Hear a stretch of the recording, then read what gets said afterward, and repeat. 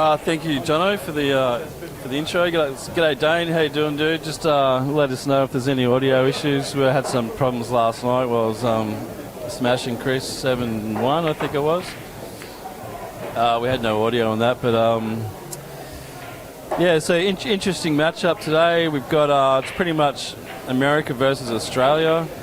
Obviously, they've elected a new president who's elected to disintegrate our long-standing partnership, and this is kind of, pretty much whoever wins this match in that bag on top of the thing, this will pretty much decide whether or not the NAFTA treaty stays in place. Thoughts, Jonathan?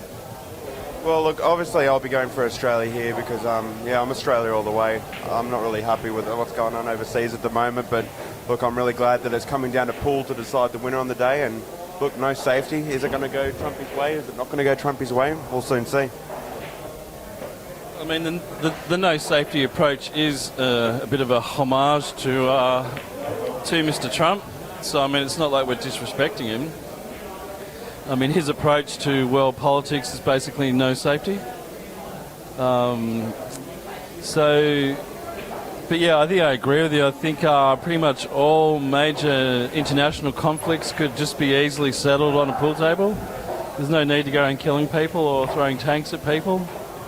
Yeah, pull it up all the way for sure. I'm really looking forward to today's match as well. Adam said he was looking forward to playing, and he was saying with his no safety that he's ready just to go loose as a goose and throw his cue at the ball, and if anything's on, he's going to go for it. And even if it's not on, I'm pretty sure they're going to have to be banking trying to go for it. So, we'll see how these players go. I know Michael has been around for the last year or so. I've had a chat to him, and he started off playing in leagues. I've known Adam for a few months now, and he's been around for a year or two. So, I think it's going to be a pretty even match, and Well, I actually had the unfortunate experience of helping Michael install his table 3 flights of stairs, Jono. The half a ton, just the two of us. Luckily, he's fit because I sure as hell am not. So basically, he's got a table at home. He's been practicing quite a bit. He's got the Simonis 860, so he's used to the speed of the tables. He's got some Cyclops balls, I believe. That's correct, Jonathan. It is a 9-footer. It's an Olio, similar to the one that you're... Actually, exactly the same to the one that you'll be getting, and exactly the same as the one Barry's got. Excellent. But we are here at City Heroes, and once again, I'd like to thank City Heroes for having us. If you are anywhere in Australia and you do want to come to Sydney, this is where you'll be, because there is, in fact, only one pool hall in Sydney, unbelievably. But you'll come here not because it's the only one, but because it's the best pool hall in Sydney. All right, well, there's not a whole lot going on here. He's got trouble with the 13, I believe that is, or that's the 12. Anyway, the orangey stripy one. I think 10 looks a bit dodgy, but that's in. Not sure whether that 11 goes in, but I think it's got a pocket. So he's really just got to have a look at the extraction here off this 12 ball for the one next to the red 3 ball, and then he's out. Well, he could just probably follow through this and hopefully pop out the 13 here, and this will probably set him up for the whole go. It's a nice shot, a little bit unlucky. Still a chance for the combo, and seems that this is a no safety. I'm pretty sure he'll be banging this straight in and moving him well along. I've got a good view on the 10 ball, which has got plenty of room to jump in that side pocket. So hopefully Adam will be looking for a confident start here. And there's short race to 5, 2 sets. Yeah, so the format, Jonathan, pretty much there just to encourage. Well, it just makes every shot meaningful. You're racing to 21, you're racing to 11, you feel like you can afford to have a couple of loose ones. But no safety, race to 5. Every shot. There's pressure on every single ball, which is what I like. Good for TV, the no safety format. Not only is it a very positive way to play pool and, in my opinion, to live your life, it's actually very good for anyone watching the games, because you know that the frames aren't going to go on forever. There aren't going to be massive safety battles. Not that I've got anything against safety battles, but you know that as soon as basically someone comes up with an error, the other person's going to go out. So you won't get these frames where, you know, someone goes for a shot and then they accidentally snooker the other guy and through no fault of his own, he's lost a frame, you know. So is this the format for all the pad ones now? That's correct. Okay. So, you know, the old days we used to play at my house and, you know, pretty much you'd just like pot out and then the next frame you'd miss and snooker me. So none of that stuff happens anymore. Mate, I haven't snookered you in years. Not on purpose. Literally.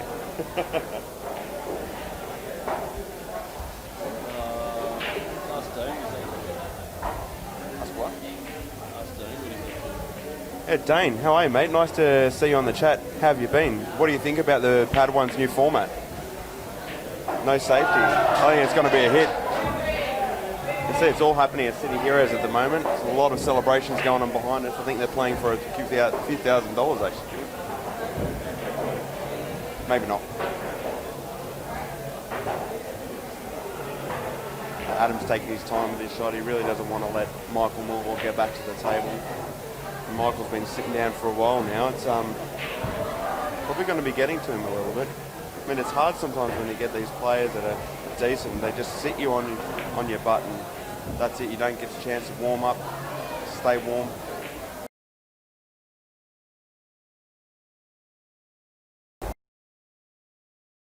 This will be the first time I've actually ever seen Michael play, you know? Doesn't he play league with you guys? I've never played against him in league, no. I think he was playing as... So Michael actually plays the Diamond League in Sydney. I think he did have one... I met him playing the Vegas League, George's League.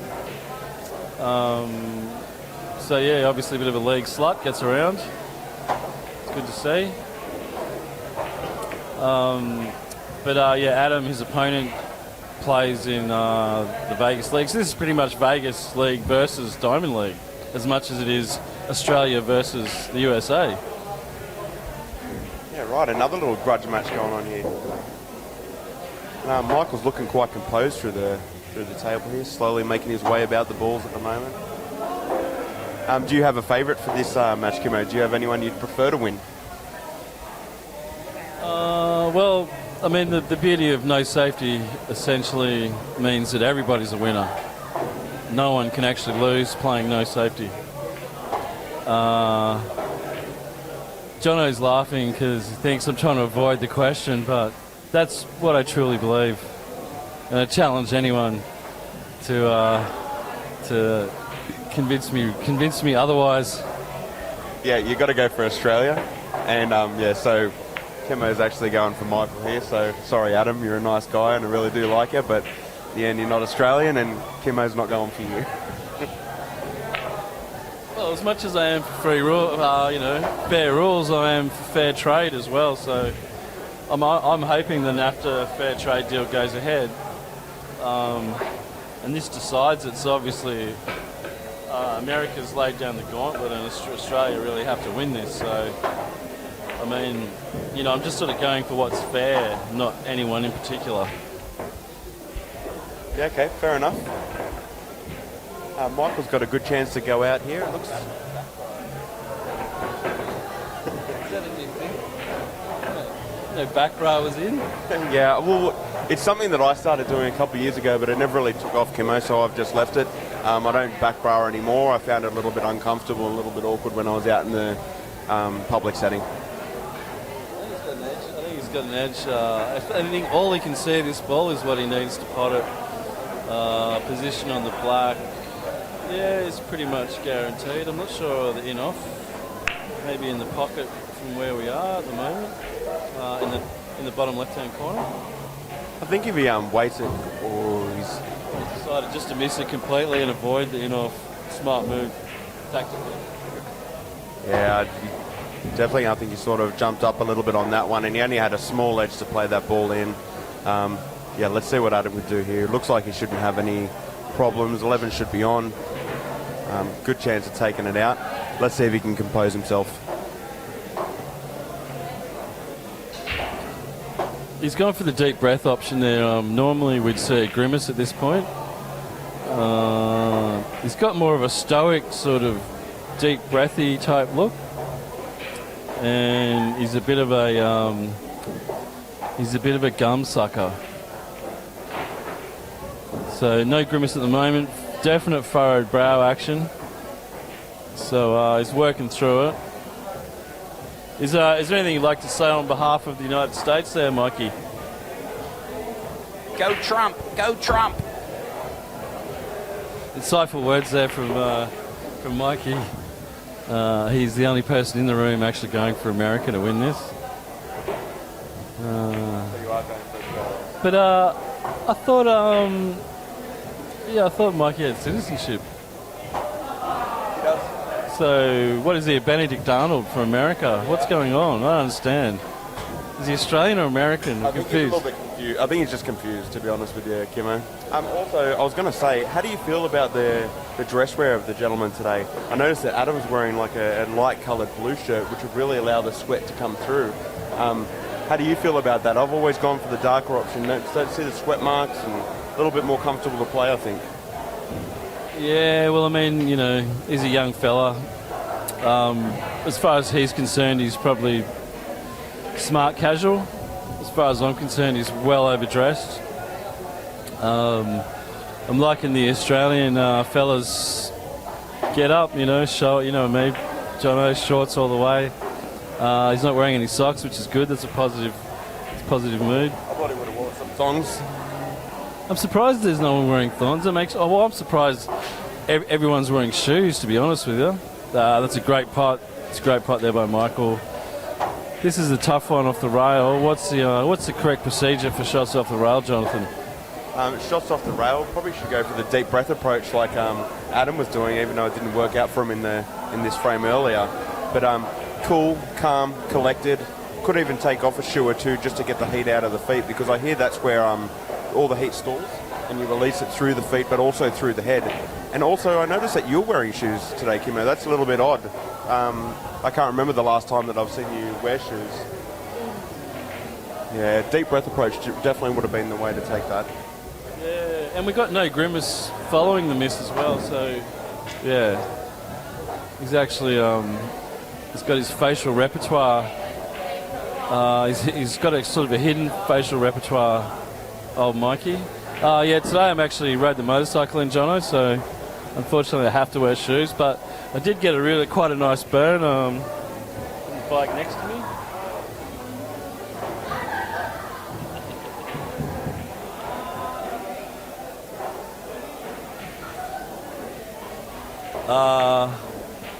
So yeah, probably should have been wearing motorcycle boots.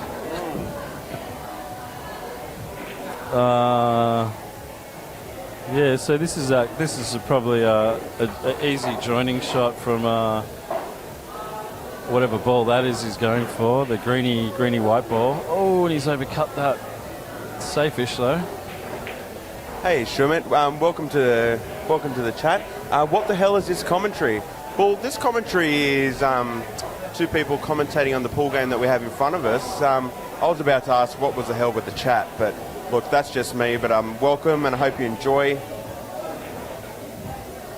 Less about pool and more about fashion. So you want more about fashion?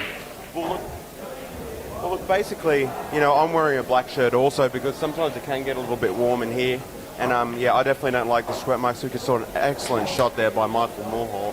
Cool, calm, collected. But yeah, Shumit was just saying would like to hear more about fashion rather than the pool. I'm not sure really if you can separate the two things from my perspective. I think it's sort of intertwined. They're approaching the commentary booth. Seems to be a problem. Controversy early on in the match. Actually, I got to get the scoreboard out. Yeah, and speaking of fashion also, we've seen many different types of fashion when it comes to pool events, whether or not we should be having long pants, players should be allowed to be wearing shorts, collared shirts, button-up shirts, you know, bow ties and all that. I'd be curious to think what everyone's listening to, what they think that should be happening for pool tournaments. Should you have to wear collared shirts? Should you wear black pants? yeah, it's a bit of a controversial question because it can heat up quite a lot in these pool events, especially when you've got so many people here playing, and can be quite tiring and sweaty and a bit disgusting. So, yeah, I'm curious to see what everyone thinks about that. Please write your comments in the chat.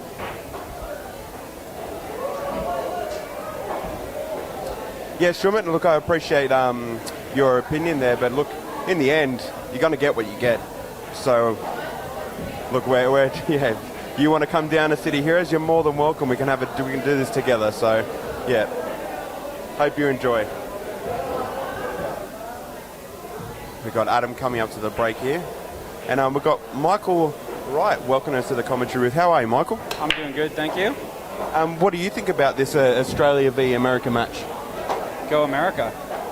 America all the way. Yeah, I see. I think it'll be a good match. These guys are both similar skill levels, so I think they're both excited to play, so we'll see what happens. And you know both players, do you? You've played with both players? I don't know Michael so well, but I know Adam pretty well. Yeah.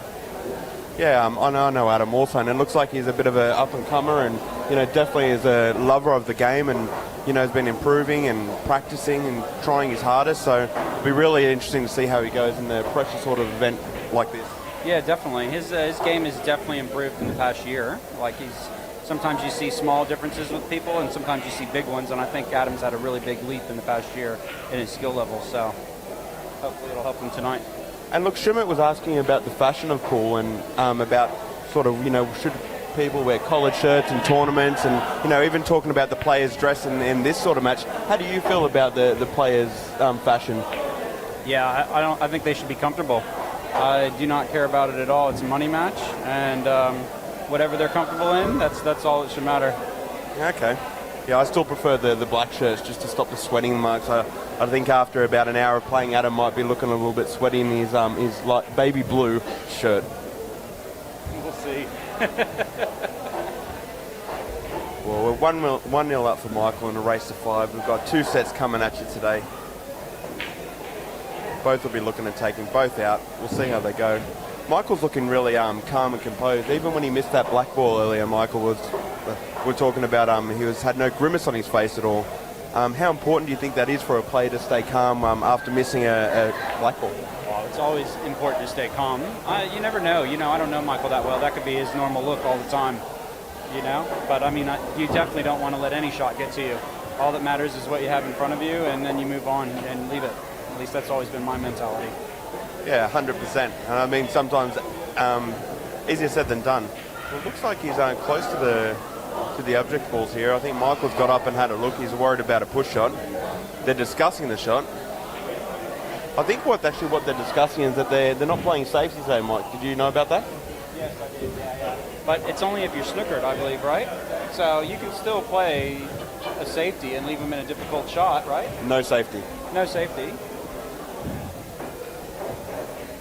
Yeah, no safety at all. So if it's on, you've got to go for it. If it's not on, you've got to go off a rail to try to go for it. I think they're doing this to promote a different style of But ball. if you go for it and it ends up, they have a difficult shot, but they're not snookered, is that fair? Say again? If he goes for a shot and he misses it and the ball ends up where the other player has a difficult shot, he's on the rail, he's in a bad position or whatever, but it's not snookered, is that a fair shot? Like, how do you argue that?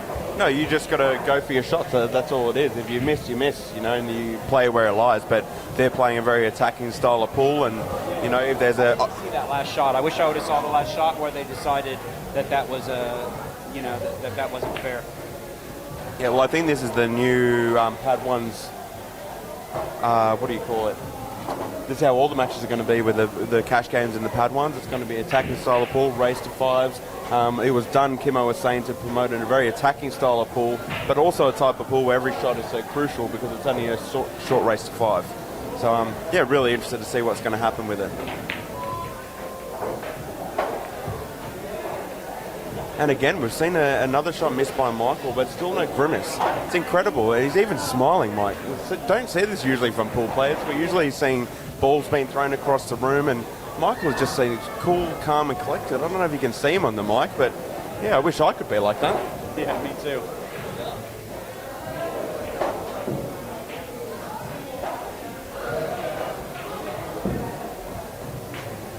And there's a big smile from Adam there, just giving us the commentary booth, the smile. We like that. We like the entertainment. Show that he's, I don't know if it's a nervous smile or if it's just a happy smile.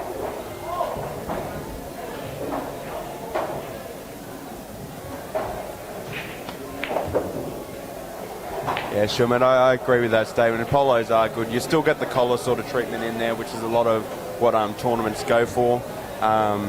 Yeah, I don't know. I think it really depends on what venue you're playing with and how good the aircon is. If they had some sort of thermometer in there actually gauging the temperature, anything below 20, you should be able to have to wear a suit if that's what they want. But yeah, anything above 20, and you should be able to wear whatever you want while still looking cool, calm, and collected.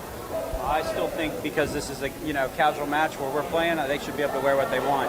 On a side note, have you noticed that the Chinese World Masters is guaranteed $150,000? This is a pool event, not a snooker event, in China next year. That's $100,000 more than any other tournament ever. So that's a lot of money. Right. And you should be wearing polos and nice suits there. Yeah, okay. No, and I agree. Cash games, definitely wear whatever you want. I think the players should be able to rock up in a G-string and showing a back bra just like the person a few tables up.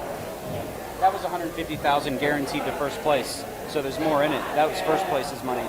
So that's pretty decent sized pot there. Definitely a tournament that I'd like to play in. Hopefully we get to see. Hopefully the Japanese player gets to go across and play in China. Did you ever see him, the Japanese player who had the awesome interview? No, I think I missed that one. Yeah, he's sort of more than one Japanese player though. Yeah, Nakumi. Oh, I can't remember the exact name of it. Yes, I did see that where he was jumping around and everything they asked him, he was just off in a different. And you're like, yeah. Well, I think what it was is his English wasn't very good at all, and he just decided that he could speak a little bit of English. So whatever he asked him, if he didn't understand it, he was going to respond the way he wants. If anyone hasn't seen that, look up the World Pool Masters Japanese player Nakumi. It was a doubles event. Yeah, you'll see it. It's videos everywhere. It's absolutely hilarious. You'll love it. If he was having the piss though, because when I lived in Japan, you watch a Japanese game show and it'll blow your mind. Like it's a different thing. So they have a different type of humor. I wouldn't be surprised if he was just having fun. Yeah, I'm sure he was having fun, but I really felt like he just didn't understand what he was asking. Some of the questions he was asking, it's unlucky there. Just gone ball in hand to Michael. Balls are pretty clustered together here. We'll see what Michael can do about it. Adam, how are you feeling about the match thus far? Good up until that last shot. Still smiling, still happy. He's not happy that he missed his last shot, but he's still quite composed. See how Michael breaks up in this 4-ball, I think it is. Oh, looks like he might be okay. If he can sneak past that 4-ball, it's still going to be really hard to get on the black ball. Mikey, thoughts? No. If he can put that 4 past the 13, I think he can just stun right back up the other end of the table.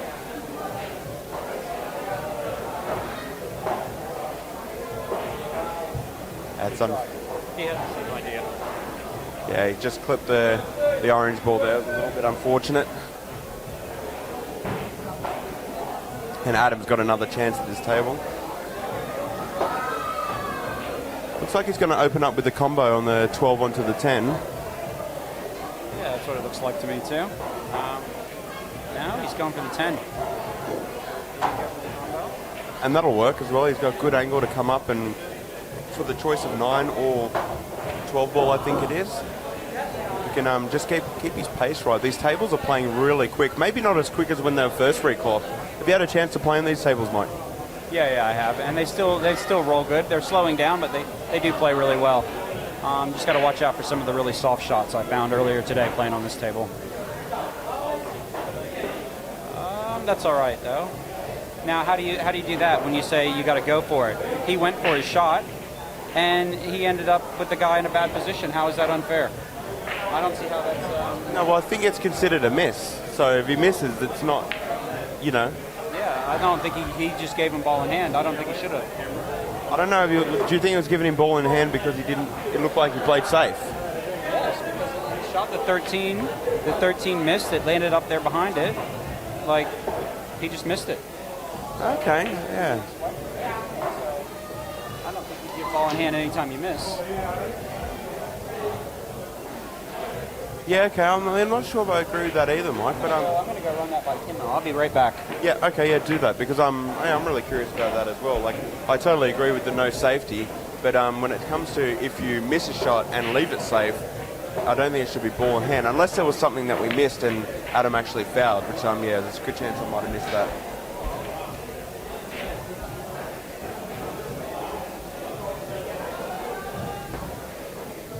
Adam's got another chance to pot out these balls. Good chance he might take the one on the rail here and try to slide down closer to the 8 ball and have the orange ball in the corner. We'll see if he can hold for it. I think Adam, he comes down here and plays sometimes, but I think he's used to playing on a lot slower table, the league that he plays in, although they just got reclocked. Yeah, unfortunately he's missed that. He's played excessive right-hand side, maybe a little bit of overkill on the side, but look, what do I know? That's probably the reason why I'm in the commentary booth and he's out there playing for money. But a cool, calm, composed Michael Mulhall is back to the table. He's got one very difficult pot on the 7 ball to come up for the 8. Let's see what he can do. Oh, it's a brilliant shot, and he's held. He's still a bit of a cut on the black ball, but yeah, definitely possible. Mikey, how did you go finding out about that safety rule? Yeah, so I think maybe Adam and these guys don't actually understand the rules. He shouldn't have given them ball in hand. The only thing they need to know is if they leave the other person snookered and they miss the ball, and that person snookered behind a ball that he can't shoot one of his, then that's a foul. Okay. What a brilliant double there by Michael. I thought he was going to have a shot at cutting that, but he's just banged it straight in. One cushion and he's in. Kimmo, welcome back to the commentary booth, mate. Did you hear about the ball in hand that was given away for a safety? That was new to me. What is it with Americans? It's so hard to get to explain shit to them. It's like we speak different language. They got invaded by the English. We got invaded by the English. How hard is it? Admittedly, the English don't speak English that well anymore, but, you know. Okay, so I'll try and explain it again for everyone. Just forget about safeties, forget about not having safeties, forget about safety altogether. Just accept the fact that if for whatever reason your opponent's at the table and he's snookered because you didn't pot the ball, that means he gets ball in hand. It just removes the advantage of playing a safety shot. That doesn't mean you can't play a safety shot if you deem it safe to give the guy ball in hand, because I can think of many different situations where I've played normal rules and I've purposely played my opponent's ball and killed it against my ball that I can't pot. Therefore, just giving him... Excuse me, I'm just in the middle of something. Well, I was just going to clarify why you didn't... Oh, no, we'll just let you talk. Apparently it was your Australian accent and it confused him. Once I went over there and spoke to him in American English, he understood, and now he's on par. Yeah, I'm glad we cleared that up. So that was the issue. It was a communication issue. So back to what I was saying. So yeah, I've given up ball in hand on purpose, Jono. Luckily, Jono understands what I'm saying. So basically, all we're saying is that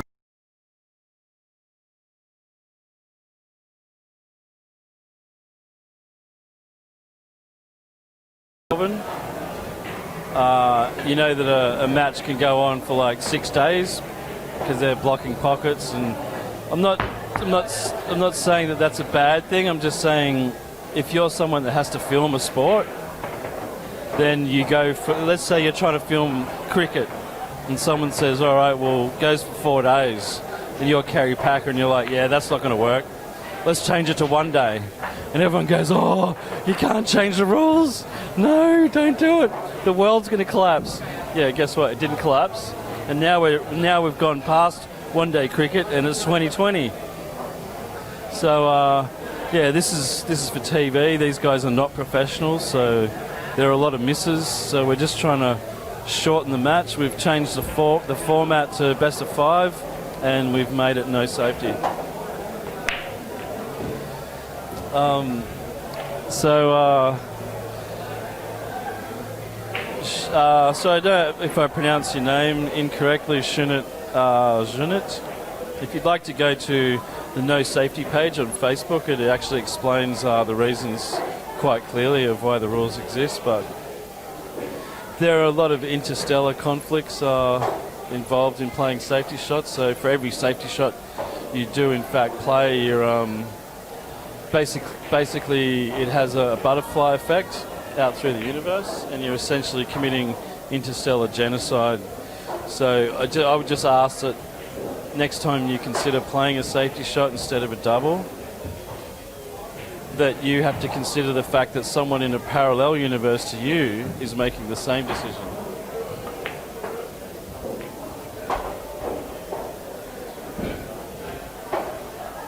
And look, back to the game. We've got Michael Mulhall at the table now, and he's looks like he's getting his way through these balls quite comfortably in his black shirt. He's got a 10-ball shirt on at the moment. He might like his 10-ball, but I think he plays predominantly 8-ball. And look, I think when it comes to the safety, I'm liking it actually. I think it's a good rule. So Kimmo, can I ask you one question about the safety rule? Are you allowed to play a safety while leaving your opponent on the ball? Well, I mean, you can do whatever you want. That's the beauty of the rules. You're just playing the normal rules that you would playing pool.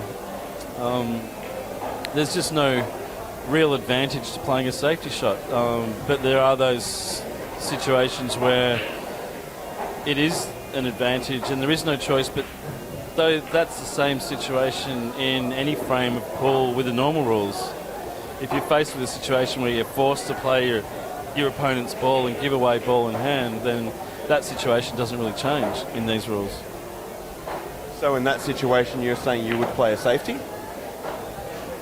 For me personally, it's pretty rare. There's usually a shot you can go for, and for me personally, I try to maintain a positive outlook, and for me, safety plays a fairly negative way to approach a game, especially if you're playing a shot because you think the percentages are higher for the safety shot than it is for the double. In my opinion, that just means you need to go practice doubling, because I mean a double should be 100%. And I've had a lot of people play safe against me and think that they've played safe, and they're not safe. I'm still going out. And, you know, I'm sure you've had the same situation where you played a safe shot and the dude's pulled something out of his rectum and you're like, why didn't I just go for it? I would have had a much better chance. I feel a lot better about myself for just going for it and seeing what happened, because I was a chance of getting that triple or that Jackie or that four-railer. And to me, that's the fun of competing and playing pool. And from a spectator point of view, they're the shots I want to see. Like, all these great players we watch play pool, they pull off these shots in practice, but they never play them in a comp because they always play safe. It just ruins the game. And look, and also with some of the players that we've got these days, you know, they know the diamond system really well. They can pull off a jump shot and almost guarantee to pot a ball. It's some shots that people think are safe just because you snooker them.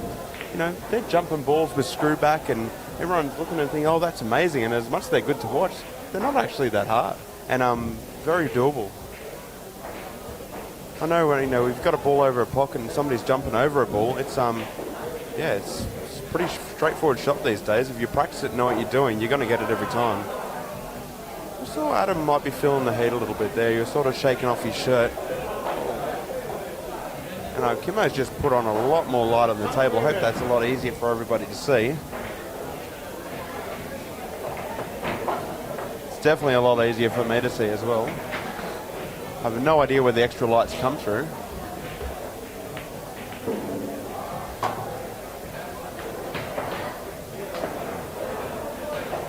And Michael's starting to look a little bit nice and loose now. He's still calm, getting it done. Had a really nice finish in that last frame.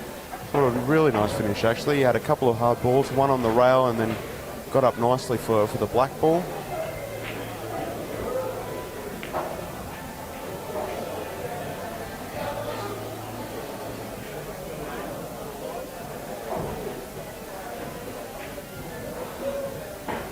Yeah, Adam really needs to come back on this table here and try to make his mark on the scoreboard. Keep his composure.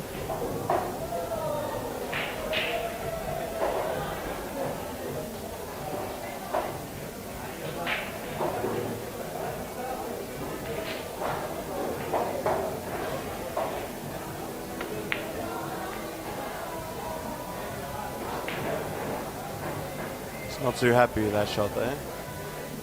Kimo, how do you feel with these Pad 1s events? I've noticed right beside me there's a boxer game.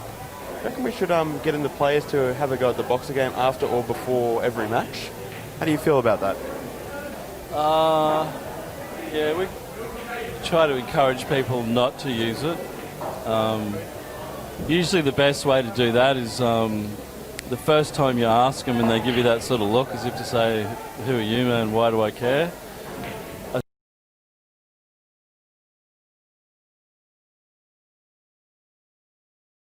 You want to use it. So if you've already put your money in, that's fine. Just go and ask him for it. Righto, done. This frame's been a little bit back and forth.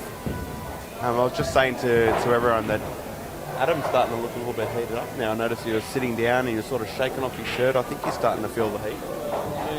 Pants, shoes, socks, craziness. Look, I've decided to go the whole pants, shoes and socks, and at the moment I'm feeling great. I've been in the commentary booth with you, Kim. I'm feeling quite cool. And You've got air conditioning in the commentary booth.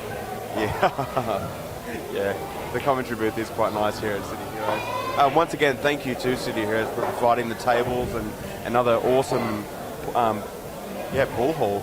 I heard you saying before that it's the best pool hall in Sydney, Kimo. I haven't played in too many pool halls around Australia, but would you think it'd be contending for one of the best ones, at least in New South Wales, and up there in Australia as well? Yeah, I haven't actually been to, obviously I've been to Melbourne, Paulo's pretty awesome. But, Paulo's like a quarter of the size of this place, so they're limited by size. But for what they have and what they do, Paulo's also licensed, so it's a completely different kettle of fish. I haven't been to the one in Brisbane either, where Bean's from. I hear that's pretty nice. AK8 in Melbourne's also pretty awesome. But yeah, I think this is probably one of the biggest. There was Prince's in Victoria, which is gone. There was another one in Victoria. I forget what that was out in Dandenong. I forget what that one's called. That's gone as well. So as far as big rooms are concerned, they're sort of disappearing. But that's partly to do with the rental costs associated with having a big room and a heap of pool tables. Yeah, but obviously this is right smack bang in the middle of the centre of Sydney City. So the rent would be crippling. So once again, another big reason to thank City Heroes for having us. Michael's looking at this 10 up the rail. Ooh, I think he went for the middle there. All right, Adam's really got that black's on from anywhere at the bottom of the table. So Adam's really got to think about going out here. He can't keep mucking around. He's got to get that arm moving, that shoulder going. He's got to start enjoying himself and just relaxing and playing the way that we know he can. I'm not sure. Not any idea. I missed the pre-match interview, but who challenged who as far as this is concerned? I believe that Michael will challenge Adam. We can get some clarification on that a little bit later. But yeah, I believe the American challenged the Australian in this instance. Yeah, I was surprised with that last black ball that Michael had a chance to sort of run into it to get himself a bit of a better angle, and maybe up the line would have been a better choice of shot, but nonetheless, Adam back to the table now. It's landed almost straight into the middle pocket for this 14 ball. Got a couple of problem balls on the long rail near the 11. Really going to need to leave that 11 alone to deal with those problem balls as well. I mean, he can play what's termed as a distance safety, so there are places on the table where he can leave that wide and make it difficult for his opponent without giving up ball in hand. Yeah, I think he's missed that ball and he's left a snooker, so I think that's ball in hand. Is it full snooker? So he's saying that he has to kick it to get it, and yeah, that's a ball in hand. Adam's shaking his head, not happy about it. Yeah, I think he's just more disappointed in himself than about the rule, but this is the rule that they're playing, and yeah, we've had the crowd shout out then saying the rules suck. How do you feel about that, Kimmo? Well, I mean, this is exactly the situation I'm talking about. So Adam was like 90, 100% that ball in the middle. He can't believe he missed it. But, I mean, it's not his opponent's fault that he missed the ball in the middle and then sneaking in behind the 12. It's Adam's fault. So the penalty should go against Adam and not his opponent. So back in the days when we were playing at my house, and you'd break and run out, and then I'd break dry, and then you'd run out, and then I'd break, then you'd break and run out, and then I'd break dry, and then you'd run out like half the balls, and then you'd miss and snooker me. And then I'd kick and miss, and then you'd run out, and then you'd break and run out, and then I'd break dry and you'd run out. But at the same time, Kimmo, you got to understand that, people being lucky, they shouldn't be punished for being lucky, because being lucky is a part of some people's lives. And the people that aren't lucky, well, that's not other people's problem. Luck is the dark side of the force, Jonathan. You got some thoughts here from Michael? No one wants to win a frame like that. Are you happy to give him back that frame on the scoreboard? Is that what you're saying? Oh, so you're not saying that. Okay, sorry. I was a bit confused.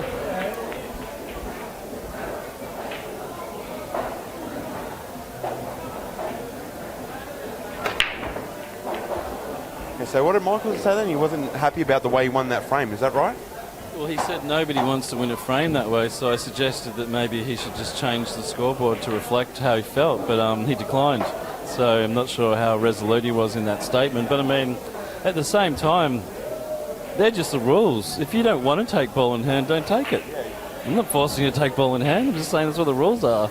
I mean, there are a lot of times where I've played people in tournaments and they've accidentally touched a ball, which is against the rules, and they've done the right thing and said to me, oh, look, I might have touched that with my arm. And I'm like, don't always play on. I don't give a shit. If it hasn't moved the ball, it's just it's a technicality. So, I'm not sure I'm not sure how earnest he was with that statement, Jonathan. Well, that's it. He did have the option just to kick at it and carry on. But, yeah, he did take it. And, those are the rules. And we're moving on, 4-0. Michael's got a very, very good chance of taking out this first race to 5. And Adam's got some work to do. But, look, don't take it away from Adam. He can still come back from this and get a race to 5. It's not that long of a race, and anything can happen in this game. Especially with these no safety rules as well, as we saw in the last frame. Yeah, I'm reminded of that famous comeback in the 2008 state titles up at Tuggerah. It was my first tournament I played in 16 years. No idea what I was doing, just worked an overnighter at the Piedmont, got in a train up to Tuggerah. No, it was this game. I'd never seen this. It was 9-ball. I'd never heard of it before. I thought it was 8-ball comp. Anyway, got to the got to the quarterfinals. It was race to 11. I was down 10-0. And I won 11-10. Do you remember who you played, Kimmo? It was some guy from Newcastle. He was spewing. Absolutely spewing. I'd fallen asleep for most of the match, and then I finally, obviously, all the pressure's off at that stage, so I just went for everything, and he just kept chopping up frame after frame after frame. The more frames he lost, the worse he got. And obviously I grew in confidence, and I didn't expect to win the match until the final 9-ball went in, which I think was I think I broke, I think I did a golden break to win the match as well. So, obviously he's down 4-0, race to 5. I'm just saying, you never say die, never say never. Look, the old saying goes, one frame at a time. And Schmidt as well, mentioning the 27 tables at Wembley, which is now closed down. There was Kim. I remember installing some of those tables. Kimmo helping getting up and down those flights of stairs. It's one of the most awkward things I've done in my life. I think my back still feels it from all those years ago. But there's been a lot of pool halls through the heart of Sydney. We've had Wembley. There was, I think, 3 others. Yeah, 3 other pool halls, I believe, that have been in the city centre. And City Heroes came along, and this is the only one that's standed the test of time. So, it's another feather in the cap for Walter. He's done a fantastic job with this event, and all the pool players are very appreciative of the good conditions that come about here and the air conditioning that he usually provides.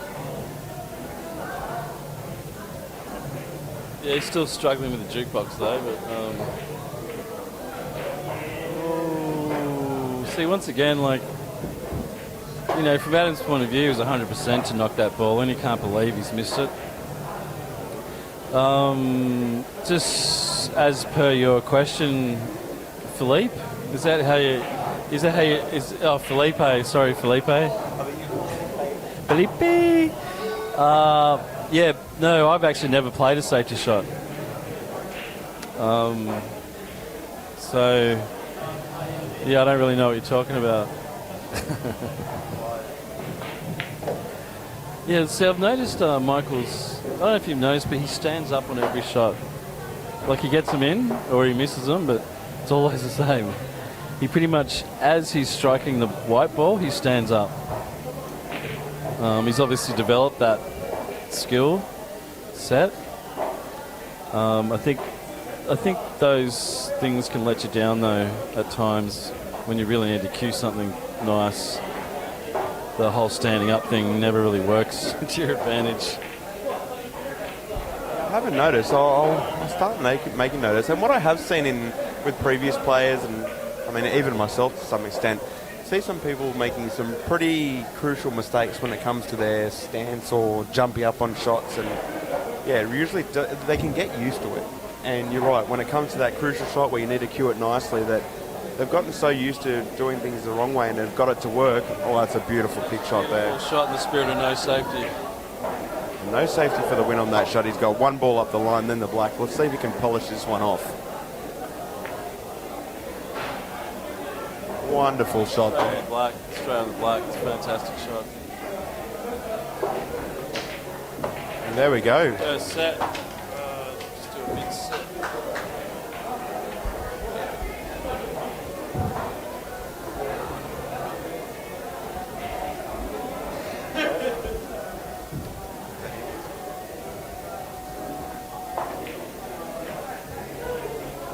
Guys, well, Michael, congratulations on taking out that first set, mate. How do you feel? Yeah, pretty good. Adam was a bit unlucky with the no safety rule. Took a couple of frames, I guess, just to get the hang of it. We both never played it before, so I think it sort of went in my favour, which was unlucky for Adam. So, but look, I had the momentum, and yeah, it was all good. So yeah. And Adam, how do you feel about the no safety rule, mate? I saw you were on the shit end of that stick, so how did you feel? What do you think about it? You know what? I'm still willing to get behind it. It's all good. I'm only worried about missing some very, very easy shots. That's what's kind of in my mind right now. So, got smoked fair and square, really. It wasn't about the rule at all. Just that one frame, but, you know, it was the icing on my shitty cake. Okay, and look, fair enough, and you got another chance to come back in this next frame. If you do manage to get up, are you guys taking this to a third, or are you only playing the two sets today? So after the second set, yeah.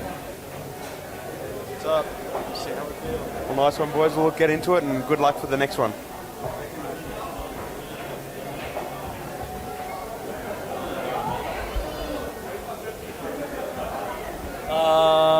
Yeah, so pretty much just going to have a little break. The next set will be starting in approximately 3 minutes.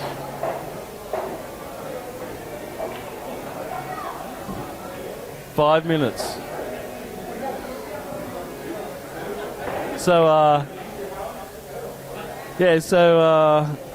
we're just going to have a quick break. So don't go away. Philip, Mikey's just challenged you, actually. You know, Mikey from League, the loudmouth American dude who doubles everything. He's keen to have a crack, so you guys teed up Tuesday. And you guys teed up on Tuesday, and just PM me on the page and I'll set up a match for next Saturday if you like.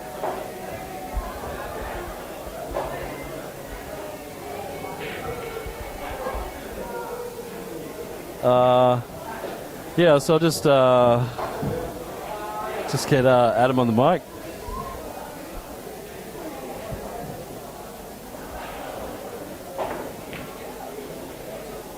Hello. Hello. I got nothing there. Just just got some Americans talk. Hello. Hey, Mike, what'd you think about that last shot? Really good. He won the frame.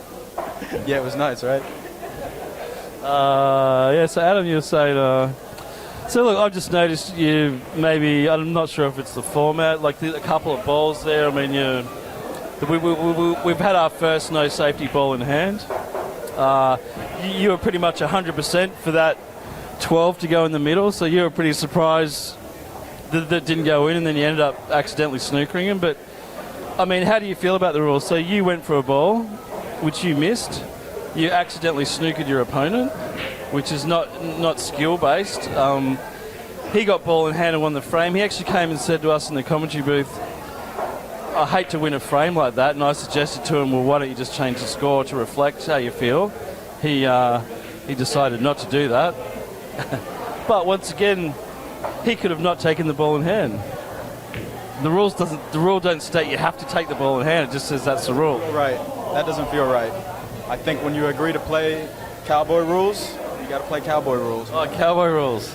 But I mean, that's the only time in the whole match where the rules actually come into effect. I really don't mind it, to be honest with you. I played that shot poorly. I played it way too slow. I could have come around to play back in the same pocket, but I'm nervous as hell because I missed a few easy balls. And my confidence braked apart a little bit. So you're just feeling a little bit of pressure. Yeah, so, but you understand that pressure obviously is a product of your own imagination, essentially. So basically your approach to this second set would have to sort of be along the lines of just trying to relax, enjoy yourself, have a bit of fun. Stop worrying about what Kimmo thinks of my game. Well, it's Chris Calabrese you got to worry about, not me. He said he'd watch. So He turned it off. Well, no, because obviously he has to watch one of his students. He's got to see how you're queuing, just so he can give you a few pointers. But, I mean, he doesn't have to watch it live. Obviously, he can watch it anytime he wants. So, look, well, we're all enjoying the match. Obviously, you're down. Sorry, how much are you playing for? $100 a set.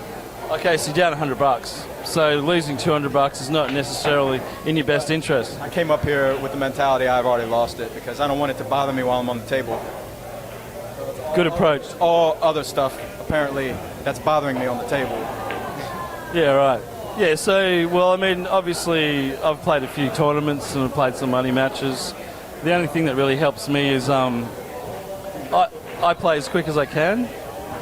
The logic for me being that I make up my mind and I play the shot. If I slow down, all of a sudden I'm making my mind up another 5 times before I play the shot. So I find that helps me. The other thing that I find helps me is the one ball at a time thing. Really focus and concentrate on one ball at a time. The whole point of this short format is essentially that every single shot means something. A long race, obviously, you can afford to have a few wobblies. But a short format, every shot, every frame counts. Not to add any pressure to you, but yeah, so we just want you to relax and have fun. And Amy just wants you to talk a lot on the mic. Oh, cool. I'll make sure to say as much as possible. In between every frame. All right, no worries. Good luck, boys.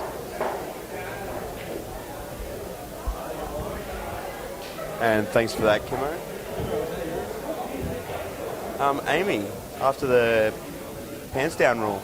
Well, look, unfortunately, we've got a lot of regulations that we have to follow on Facebook. And look, even if we had underwear still up and pants down rule active, I don't think it's a rule that we could implement in this sort of situation.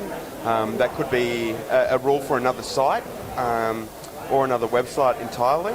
I do agree with the pants down rule that we need some sort of involvement in this area. But look, for now, we have to sort of go with what we can do. And yeah, unfortunately, there'll be no pants down rule for the foreseeable future.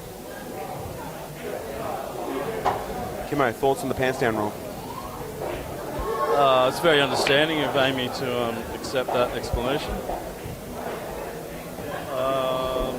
So I believe she's referring to the donut in both understandings. Obviously, Mike gave Adam the donut, and she wants to see the donut. Is that where we're going? Yeah, look, I'm pretty sure that's where it was. I actually thought they were referring to the pants down just for the loser in every match, and I think that's, adds another area of pressure to the match, and because nobody wants to be pants down walking around the table or on the table or under the table. I remember I used to play a rule with a good friend of mine, Luke. He lives in Queensland now, where the loser wasn't pants down, but every loser of every race that we ever had, we would have to crawl from underneath the table to the other end long ways. So back through once and come back the other way. So yeah, it could be quite embarrassing, and doing that with the pants down would have been a lot more embarrassing. But yeah, unfortunately, Facebook restricts us in a lot of ways. Yeah, I mean, at my local pub, we had the pants down rule. But eventually it got to the point where, because everyone was so relaxed doing it, it really detracted from the pants down rule, because people would end up losing matches just so they could walk around naked in the pub. So, yeah, I don't know, it's sort of a family environment here. I mean, we've got like pretty much a 3-year-old on the third table across looking straight at me, wondering what the hell I'm doing. She's got her pants off. I don't know what's going on there. She obviously lost the last frame, but she's a kid, so we won't hold that against her. So Adam's, there's something going on here that we're not sure of. So the match is just about to get underway. Jono's going to go over. Thanks, guys. Hey, guys, so what's happening? What are we discussing? Seeing how Amy Scott Smith wants to see him pantsed. Yeah, well, look, that's something that Kim and I have discussed, and we just talked about the rules and the regulations of the Facebook, and we would agree to the pants down rule or something like that. But unfortunately, with this sort of website, we're restricted, and it might be another website would be more suitable for this. But look, if you guys did want to implement the pants down rule, look, it's up to you guys. But we might have to blur or move the camera and just give the enjoyment to the people that are down here at City Heroes. So, and that also encourages people to get down and support these guys down at City Heroes. We welcome that. Doesn't Kimmo stream on browsers too? No, this one is just on Facebook. There'll be none of that, Mike. So yeah.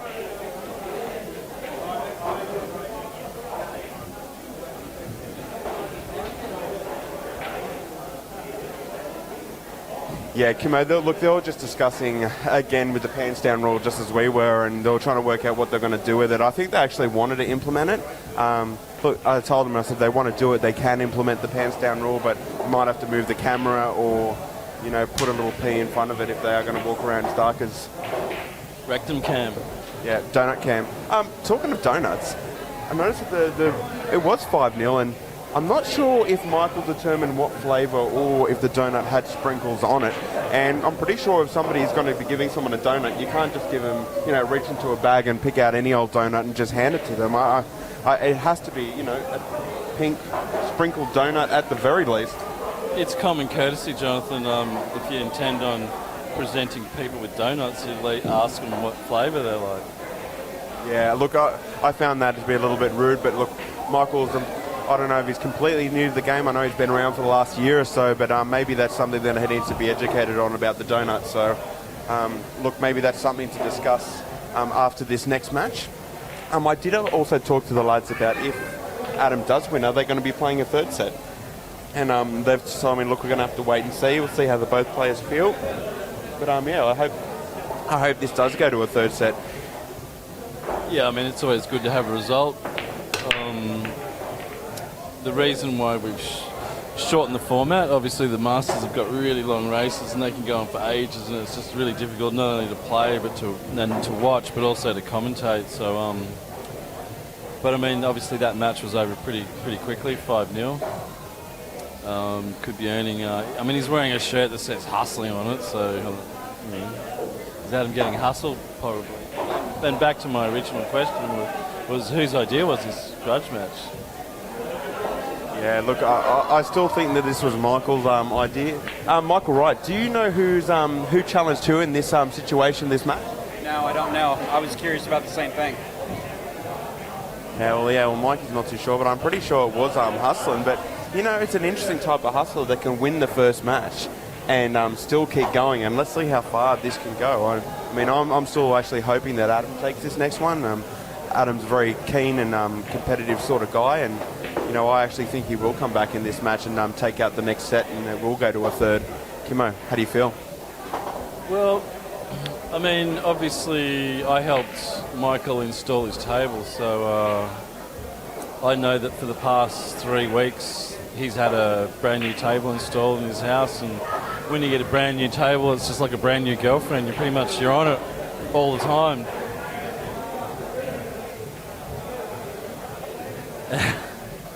It didn't quite come out right, but anyway. So yeah, obviously he's had a lot of practice. So I'm just saying, at the time that if indeed it was Michael who challenged Adam, at the time maybe he hadn't had a lot of practice, and therefore they were a little bit more closer than obviously this score is indicating. Yeah, look, I still think it's still a fairly even match. I think the difference is I'm pretty sure that Michael's looking a lot more comfortable around the table, and this might go back to the fashion that we were talking about earlier. We see Michael repping the shorts, and really, I think he is actually wearing socks there, Kimmo. I can see some sort of sockage on, but also just a black shirt rather than a button-up shirt by the American. And long pants, so maybe it could have something to do with that. But it does feel actually quite cool in City Areas tonight, so I'm hoping the heat's not playing a part. Well, we've got the fan out. I do believe they are sneaker inserts rather than socks. I could be wrong, but yeah, I think the American could be suffering. The long pants, long shirt, but we've got the fan out, so it's moving the air around. This is sort of a hot area of the pool room, just based on the way the air moves around. Plus, we've got we're below the major theatres here in Sydney, so I believe the condensers are pretty much just outside the door, right next to us, so they generate a lot of heat. Ironically, being the things that are meant to cool you down. This obviously wasn't built as a pool hall. It was originally a McDonald's when I was a kid. Yeah, I used to park right out the front with my girlfriend and go watch a movie. And you come down those are the same escalators that were here from McDonald's. Yeah.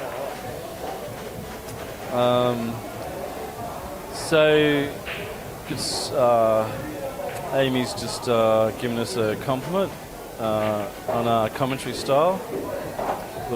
Probably a little bit tongue-in-cheek. But we appreciate any feedback whatsoever, not so much just on our commentary, but the lighting, the bit rate on the film, the audio. Obviously, we've had some audio issues. Last night we had a match on between Kimmo and Chris, and we had no audio whatsoever, but Mikey and I came down here at 2 o'clock today and ripped everything apart and updated the firmware and went absolutely crazy. Got completely confused about what we were doing, and then got it all fixed again. So yeah, obviously feedback of any kind is welcome and appreciated. And look, feel free to ask any questions, anybody in the chat. If you're curious about anything about the rules, anything at all, just hit us up in the chat. Amy, are you a pool player yourself? I don't think I've ever met you before. We're still looking at a donut a piece. So far we haven't determined what flavoured these donuts are, but is there a chance it's another one? Maybe Adam could whitewash Michael this time. Who knows? I think I've played against Adam before, and I remember one time he did give me a donut, and he actually told me what flavour the donut was.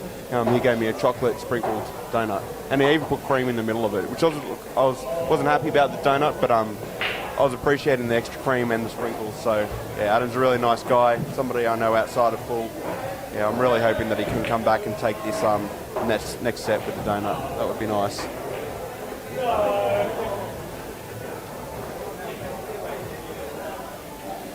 Okay, so you're an amazing pool player that's beaten Adam many times. Excellent. Well, look, keep it up, and maybe one day we'll see you on the Padawans. That'd be great. Maybe the stuff we want to see here at the Padawans No Safety Challenge. An excellent shot there by Adam. Let's see what we can do here. Nice little stop shot, maybe even a little bit of a screw back. He might have a bit of... No, he might be able to just stop on the 2-ball four on the black ball if he gets that chance after playing this 4-ball in, I think it is. Come on, Adam. Get it done, mate. Yeah, so it seems that Adams, he's definitely relaxed a little bit from the first match. He's missing a few balls. I back him to knock this forward and this 2. The black's a little bit touchy. I think he's got an option to just screw back off this 2 and put the black in the top pocket, so he doesn't really have to do a whole lot with the white ball. The black also might go into the corner pocket where the white ball is at the moment, so he can also just run through on this, touch aside, he can start off it. So he's got a lot of options here. The main, yes, he's gone for that pocket. He's overhit it a little bit, so his big problem here is just the in-off. It is avoidable, just getting deep into that white ball, and with these Cyclops balls, it's pretty easy to avoid in-offs, not like the Aramis. He's got a half grimace, half smile coming out. He's got a bit of a furrow going on, but it's good to see. It's more smiling than grimace. That's always a positive sign. I think he's feeling fairly confident about this black. Yeah, that's good. He's getting deep into this black ball. Yeah, he's got an 80% chance of potting this. Thoughts, Jono? Look, I'm hoping if he cues this nicely, I think he will nail this. Oh, he's unfortunately cut it a little bit too much. Look, if he hit that accurately, that white ball is missing. It's a little bit unfortunate. There's this very small margin of error there. Yeah, if he would have got it in, Kim, I don't think the in-off would have been in play. He was playing it right for sure, so unfortunate for Adam. Yeah, actually hit it really nicely. So, if he potted the black, he definitely wasn't in-off. From that fine cut that he did on the black, obviously cut it too fine. He actually bent the white ball into the pocket. Yeah, but unfortunate. So let's see if Michael can take advantage. Only 3 balls to pot. Not sure if that 9 ball goes. I think he's got to play the 10 ball to kiss the 9 ball. And there's a little bit of luck here. I'm pretty sure that 9 ball is hard up on the 8 ball. It doesn't go. He's missed it. Oh, here we go. I mean, what's he going to do? I mean, can he play some sort of safety, Kimmo? Maybe if he potted the 9 ball and just left him hard up on the black ball. How do you feel about safety? I'd just be doubling this 9. Just potting the black. It's as safe as you can get. So he's going for the distance safety. Oh, has he snooked him? Oh, he's lucky. See, that's the beautiful new dynamic of these rules, is now you've got to worry about controlling 3 balls when you play shots like that, because you could accidentally snook your opponent and give him a ball in hand when you're trying to play safe. So, I quite like these new rules, Jono. Look at Adam razor brow. I think he's wanting to ask a question here. Oh, he's just going to double it straight into the corner where he's at the moment. Yeah, he's definitely got a bit of a furrow. Deep furrow on this shot.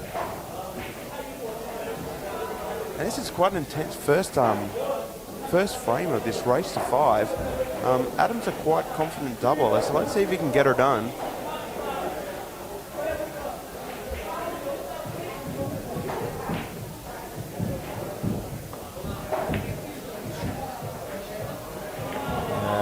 Hit that a little bit too soft and not so accurate, but he's left Michael a chance at a couple on the 9 here. This will provide him automatic position for the 8 ball, so this is the game winner, or the frame winner right here. Let's see what Michael can do. The hustle and Michael Mulhall.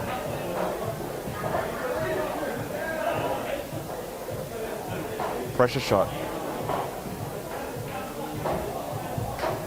And he's missed it. So that's the first frame to Adam. I think we are looking at another donut here. Was there any talk? There was talk of donating before this match, this set. No, the donut wasn't spoken with the donut boys. But look, I think the donut will be brought up later with them, and just to see if Michael even brought it up, because I think it's a really important thing that if you are going to give somebody the donut, has to be some sort of etiquette. I think obviously if you're up 3-0 race to 5, I think that's the time when you offer, when you inquire of your opponent what flavour and whether or not they like sprinkles. Yeah, I've always kind of done it towards the end of the match, and I like to make up my donuts as I go. So, I'll prepare it. I kind of like the choice being my own. So, yeah, I might make a couple of chances like sprinkles, cream, whatever it is, but the donut will be pretty much prepared as they're coming up for the handshake. But look, that's just me. Other people do it differently. But yeah, I don't think any way is right or wrong, as long as you provide some sort of option to the person that's received it. So more of a treat, really, like a little surprise at the end, like whether or not it's got sprinkles or maybe a little side of ice cream. Yeah, look, and don't forget, Kimmo, that there's all different types of donuts that you can get as well. There's all different types of donuts. You can get small little donuts, big donuts.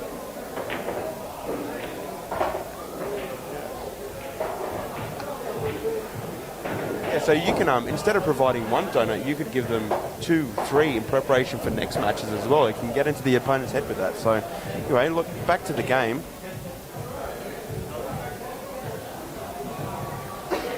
Pretty open table here. I can't see a lot going wrong. Like if I was Adam, you're up 1-0. I'd be attacking. I'd absolutely be attacking this frame. It's a pretty good spread. He's only got the issue of the 2 balls on the top cushion, but he can go for an instruction early off either the 4 or the 1 or the 11. I personally would be going smalls here. Got a few issues with the bigs. Yeah, smalls are all pretty open. So it looks like he's going for the smalls. Just by the way he's hitting this 4, he's not actually going for an instruction. I think he may be trying to land on the cut on the 3.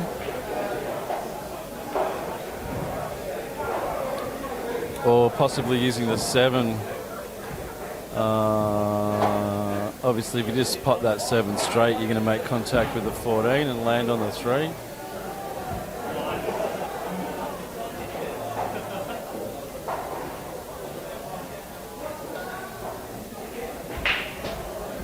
Yeah, we haven't really had much luck in getting either player to take any of their clothes off so far, but obviously we'll keep trying because the fans really are what it's all about and their needs should be met. I think Adam was trying to land on the 3 there. I'm not sure if he's quite got there.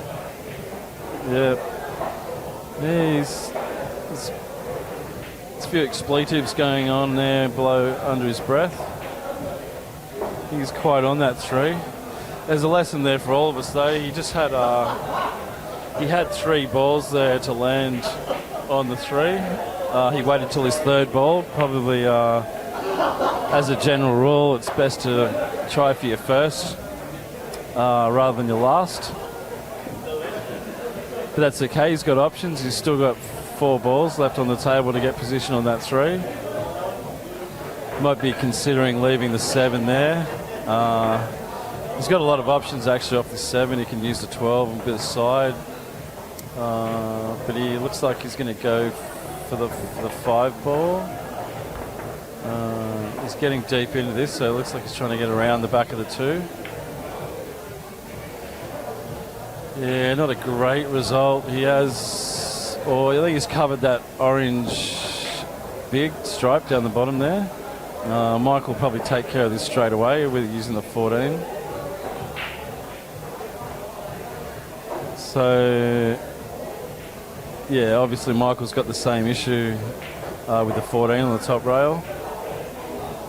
But he's got 3 options up that end of the table, whereas Adam's only got 1.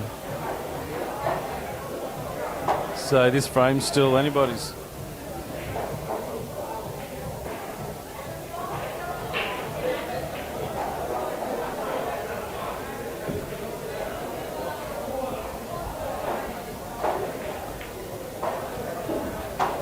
And we got Michael Moormore back at the table. He's got 1 trouble ball in the 12 blue ball. I think it's the 12 ball. But he can get nicely positioned on the 11 to knock this out now, which he has done. I think the 11 is the right shot to go straight into the 3 and that blue 12 ball. Let's see if he sees it. He's looking at it now, and yeah, I think he's going to take it. It's definitely the right shot to take.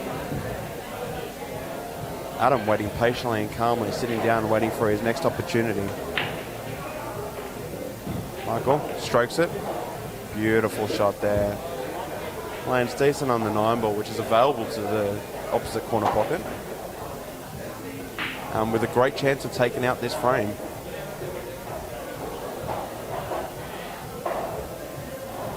Don't know if he wants to roll this in, sort of chance it enough. Good to screw back off one rail for position on the ball, which he's just freed, which is the blue 12 ball. Oh, but he's missed it. He would have landed awkwardly there anyway. Now Adam with a great chance to take this frame. He's going to need some concentration. Yeah, look, he can see the 7. If he gets his 7 out of the way, look, he's got all the other balls out in the open with a great chance of taking this frame. So let's see if Adam can get her done and keep this donut alive.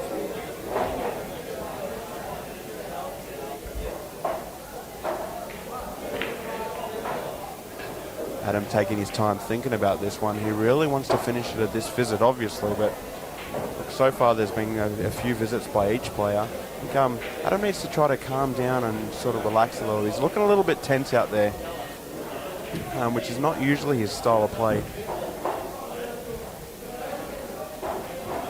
He's looking very focused, not much grimace, but not much smile either. I'm not really sure what's what sort of look he's actually offering at the moment. It looks like a look of focus and concentration.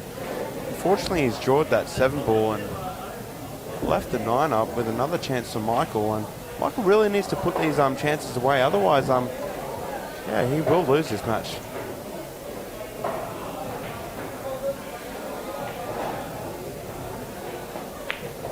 Not sure what sort of position he's got on the 9 ball, but I think he's got the right angle to come back to the 9. No, he doesn't. He's got the opposite angle. Oh, and he's Self-snooker there. It's a common shot played by all of us. Play safety on ourselves. So it should be ball in hand to yourself, really. Interesting. I think he's actually got a bit of a shot on this 12, so he's got to drill this in, and ooh, that looks like it's in off. Adams just willing that white ball to go in. It's all right, he's on the 5. All right, so Adams pretty much owns the table at this point. He can afford a miss here. He can't afford to snooker his opponent if he misses, but the fact that his opponent's got both of his balls on the top rail means that Adam can be fairly confident with his 5. He's really just got to make sure that he relaxes and goes through the motions on this out. Nice confident shot there. Put his white ball in the middle of the table, which is where you want to be. Got to had a little bit of an applause from some fans in the background. I think that might be Will. He's landed perfect on that 4, Jono. So you can just roll this 4 in. Really, I guess the 3's, if there is a problem ball on the table, it's the 3. Can elect to play that last if he wants, because then he can run that down the bottom, and then the white will be moving away from his opponent's balls on the top rail. Probably the safest approach. So safest approach is probably 4, 6 or 7, whatever that turquoise ball in the corner is, and then the 3 last to be a connecting ball for the black.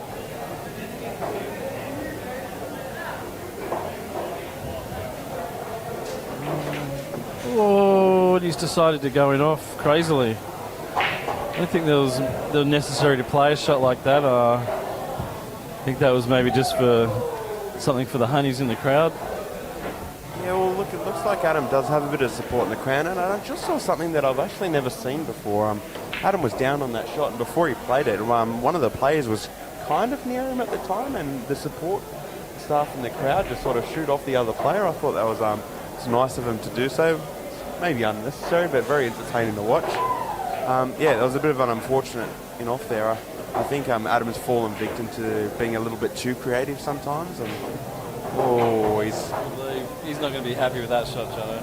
Yeah, that's going to be really difficult to play. He's going to have to sort of be looking away from this ball to cut it into the corner. That's how much of a cut it's going to be. But yeah, look, he's going to have it. Surely he's going to have a chop of it. No safety, so he's going to have to do something. And with Adam, with having one ball over the pocket. I think the chick over there in the blue dress is going to be wearing this white ball if he goes for this cut. Yeah, let's see what he can do. Michael getting down on that quite quick. Oh, and he's just nailed this shot. What a brilliant shot there by Mr. Mulhall. And no donut in the second set. And a good show of sportsmanship there by Adam, just giving fisting Michael for his win. Yeah, it was a good friendly fisting. Good sportsmanship-based fisting. Yeah, I think Adam's probably going to have to regroup. That shot he played obviously wasn't necessary. But, you know, sometimes you do play shots like that. You just want to get your arm going. You want to get through the ball. The ball gets a little bit touchy-feely and you sort of really need to relax. And the best way to do that is to, you know, knock some balls in and get through the ball. Or get your timing going. So is this is alternate break, this format? Yeah, so Adam's really going to put that out of his head. He knows that he had that frame. You know, he should be up 2-0. Just got to put that out of his head and really concentrate on this break. Table's breaking pretty easy with these Cyclops balls and the Magic Rack. You don't need to smash them, you just need to avoid the in-off, which he's done, only just. Knocked in 2 balls, got a pretty good spread. I'd probably say bigs are the go.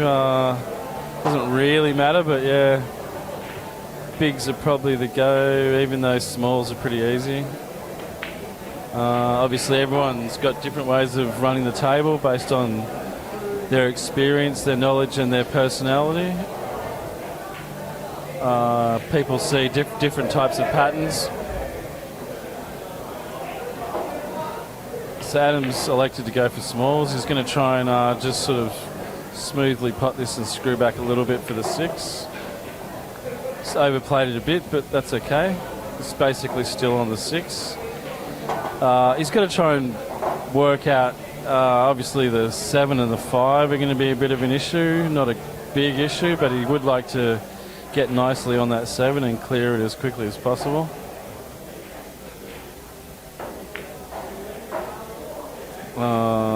Adam's doing the right thing. He's not going to stretch on this shot. He's going to get the jigger out.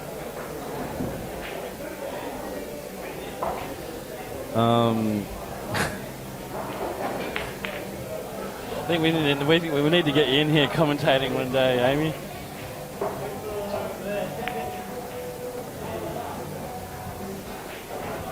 Oh, Adam's just pretty much overrun everything there. That was a bit of a smirk grimace. And now he's got the kind of concentrated laugh grimace happening. Nothing. Oh, there come the furrows come out as well. He's got it all going on.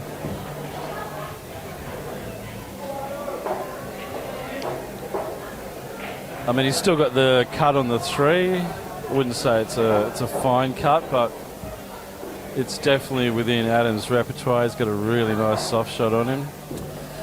So he's going to run straight into the 14, which would be a good stopper for him. The only problem he might face is he's going to confuse the 5 and the 7 with the 14, but I think he's got no choice. Jono, he's going to have to go for it. Yeah, well, look, with the no safety rule employed, I think most definitely he will be going for it. One thing I wanted to say, Kim, at the end of that last match with that nice black ball that Michael potted after the fisting, when it comes to sort of doing things like that, a lot of people don't agree with it because they don't want to give their opponent extra confidence and motivation. But look, if you're in a mental state where you're keeping everything positive, you're looking, oh, it's a nice shot by Adam. Let's see if he's landed nice. Oh, yeah, landed very hard up on that. Oh, yeah, hopefully he is. I think, yeah, he's getting down under pretty quick. He is.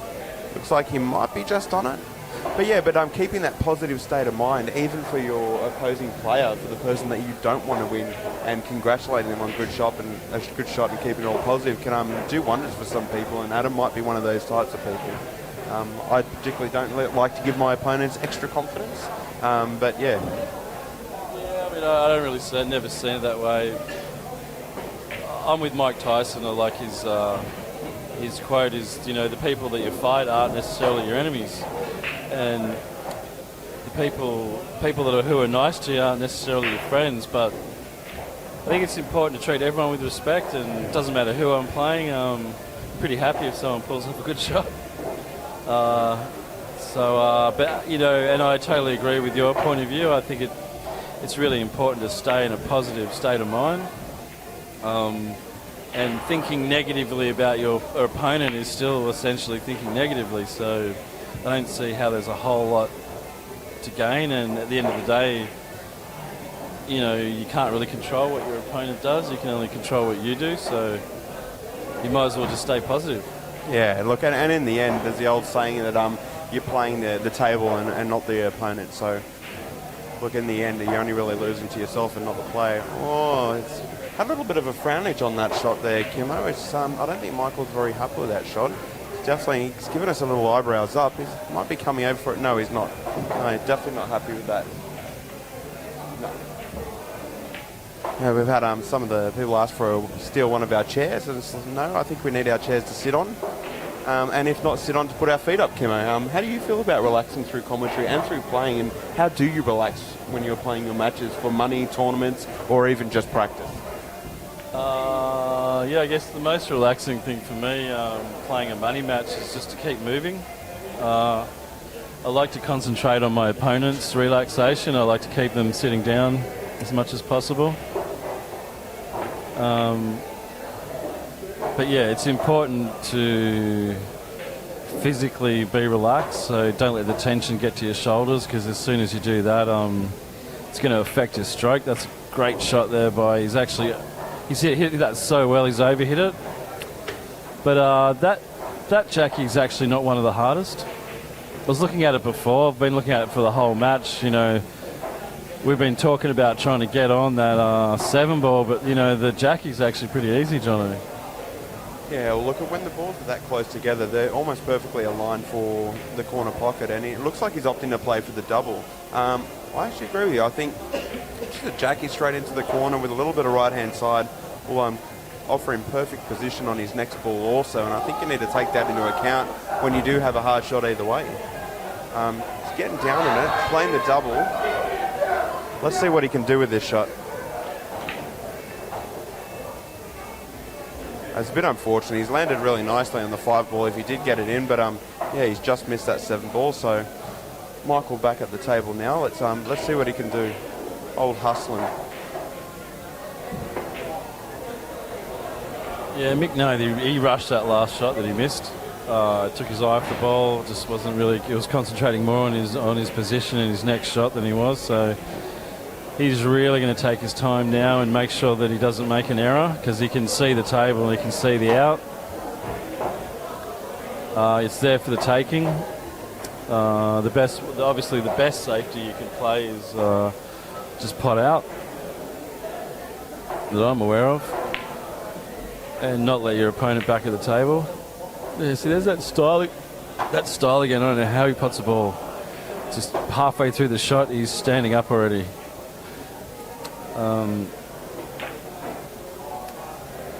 For those of you who went to see, who's that chick that played that concert last night? Adele, yeah. Adele's in today. She's singing a ballad for us, which is nice of her. She's a big fan of Hard Ones. Taking time out of her busy schedule to come down and sing for us. So we appreciate Adele's company here today. She's asking where are we now, but we're here. I don't understand. It's perplexing.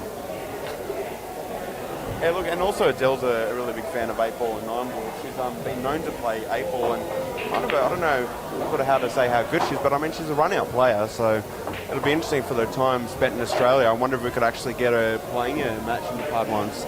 It would be lovely to see.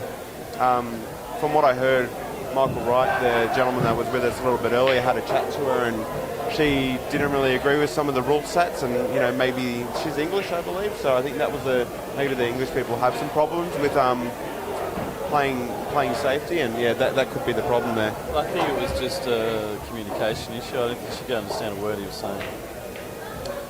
Yeah, fair enough. You know, speaking American English as opposed to English. Yeah, no, it gets, I mean, even English, and then Australian English, and then American English, it all can get a little bit confusing for the Americans. So let's see how Michael can go here. He's got one shot, he's potted it nicely, but he's hit into the 7 and left himself. I'm not even sure if he can get a double. It might have to be a double off the rail in the seven. That's a massive pocket there, John. It's actually a million times easier to double that in black. By doubling it and then getting it off the short rail and then into the corner, is that what you're saying? Oh, yeah. You just got to over double it, so overhit it.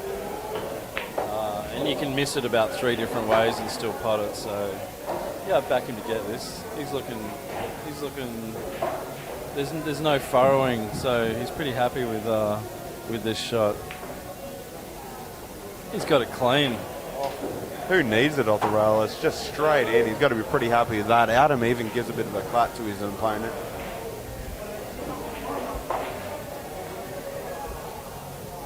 Scores are now sitting at 2-1 to Mr. Mulhall. 1 set up for Michael.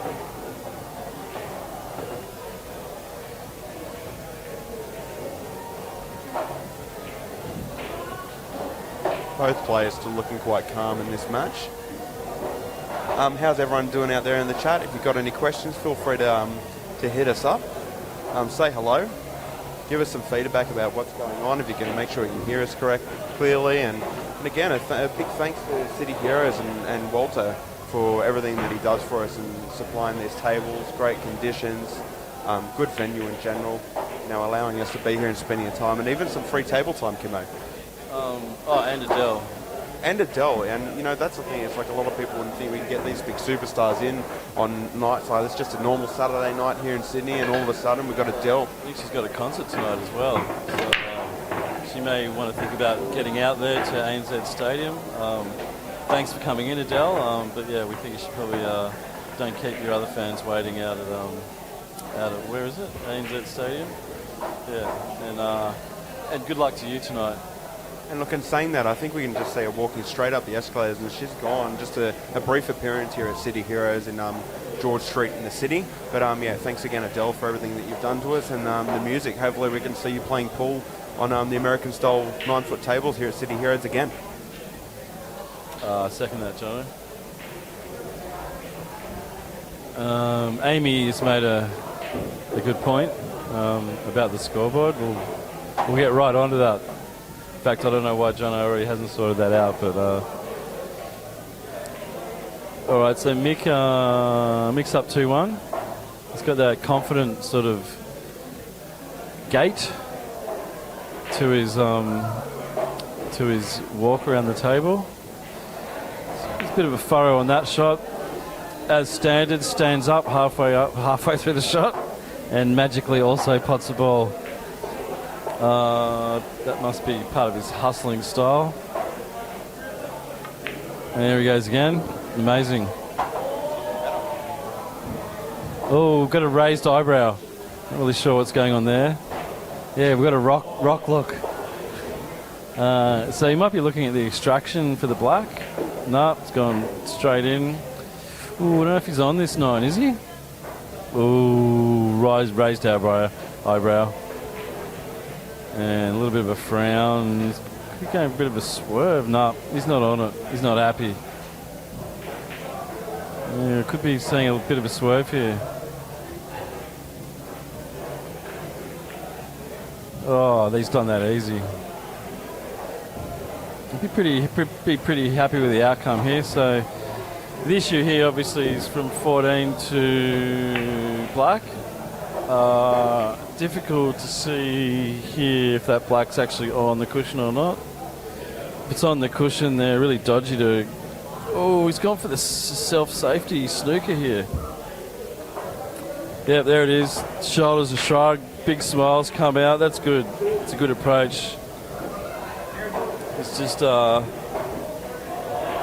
think Adams commented, or maybe said thank you for messing the frame up. Adams really looking and trying to make this 2-all. He can't afford 3-1, Jono.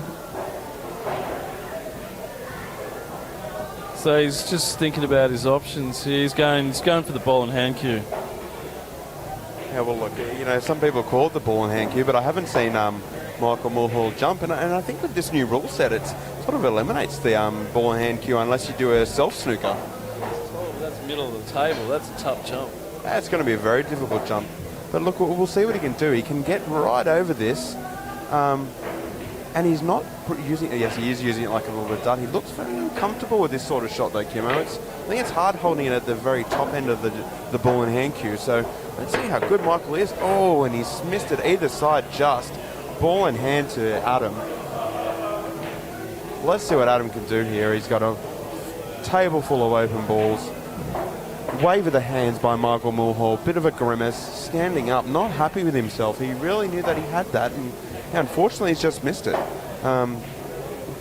He's very disappointed with himself with missing that shot, but he's just overran his second last ball and caused a self-snooker. He could have actually played the angles and come off 2 rails. A mistake that I see a lot of players make, coming off 1 rail as opposed to 2 rails to get position on some of their shots. I think the 2 rail option is a lot easier sometimes to travel along the distance of where you're trying to land rather than across it. So yeah, maybe something to look back on for some of the newer players and have a look. But nevertheless, Adam to the table, ball in hand, having a good think about what's going on here. And he's got the 2 ball that's close to the corner and the black ball that's sitting hard up along the rail. They look like his most 2 difficult balls. Kimmo, what do you think? Yeah, he's had a good think about it. I'm liking his approach here. He's getting rid of his problem ball first. He knows he doesn't want to be left with that too. He's got the same problem though that Michael had. Once again, from this angle, I can't really see if that black's on the cushion. Oh, and he's gone for the ball in hand shot. He's offered ball in hand, and Mick's not taking it. Oh, right, sorry, I didn't realise he had a ball left on the table. So he was on the black. Luckily for everyone out there, I've got a co-commentator who knows what's going on. Mick's decided he doesn't want that either. He's offered Adam another crack at it.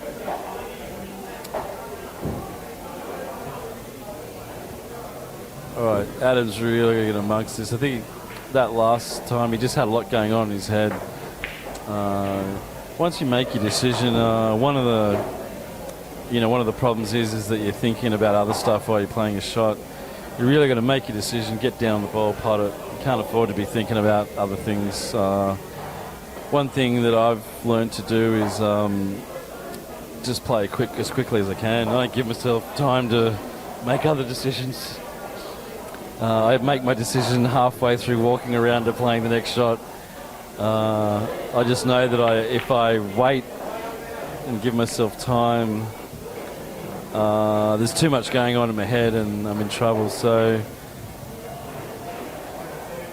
there's a bit of furrowing going on there, and Adam's giving it up again.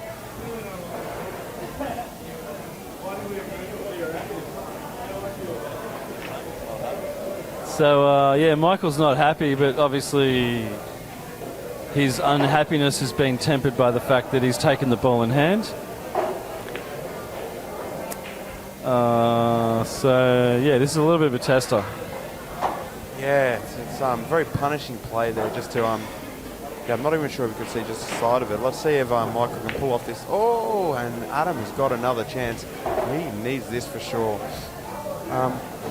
Look, I really backed Adam to finish those last balls, but look, he's got a third chance at the table here with all his balls out in the open. He's got one semi-difficult shot on the 2 ball to play. If he can play this correctly, he should be out here. So come on, America, let's go, Adam. You can do it, mate. He's to stay calm, composed. Plays a nice 2 ball. Small touch on the 1. Yeah, that's a beautiful shot there. He's got good position. Looks like he's got the option of the 3 or the 4 or the 1, and now or even the green ball. So watch out. He's got a player right behind him. I don't know if you can see that, but that's it. He's got his applause from the crowd again, coming back into this game. Can't afford to go down 3-1. Currently trailing 2-1. He needs to try to come up for this 1 ball, Kimmo, so he can use his 3 ball as a bit of a stopper for his last, but still Decided to move that 3 ball into perfect position. Yeah, that's actually a really nice shot, just to have that perfect kiss, just to roll this in, and then he can roll the 1 ball in and leave himself a straightforward shot on there. 8. Really needs to not overthink this too much and just get the balls in the hole and nice and easily. Got a little bit of angle on the 1 ball. might have to come off a couple of rails or even 3 to get on this black, or potentially just roll it in for the 8 ball in the middle pocket closer to where he is at the moment. See what he comes over. He needs to just think about this, and like Kamel was saying before, it's crucial at these times to do all your thinking while you're standing up, and then make your decision how you're going to play the shot, what you're going to go for next. All these decisions need to be done while you're upright. As soon as you get down on the shot, all you should be thinking about is the ball that you are potting, and everything else will come into play. Good tip for a lot of new players is to do all your thinking upright. When you're down, all you're thinking about is following through and hitting the ball nice and crisp and in the way you decided to when you're standing. Just rolled that ball into the middle pocket, left himself probably a bit of half ball shot in the middle, or he might go in the corner. Yeah, what do you think? He looks like he's going to go to the middle, Camo. I always believe the first option's best. Just pick the corner, get down, hit it. I'm not saying he's going to miss this, but just saying, yeah, you're adding pressure to yourself by changing your mind, sort of going against your own beliefs. So he's chosen what he thought was the easier black. Yeah, I think you just got to take the confident black on. Yeah, and he's left in Michael a really good chance to go 3-1 ahead. This will be a little bit of a knife in Adam here. Let's see how he goes. He's going to have to cue this nicely. And he does. It's a really nice shot on the black ball there by Michael Moore. Goes 3-1 up in the race to 5. Adam gives Michael another fisting as well. All smiles for Michael there. I think he's felt like he's got away with it. Michael made a few crucial mistakes there, leaving Adam 3 chances at the table, coming to the table with basically an open table of balls, and unfortunately Adam hasn't taken his chance on that one.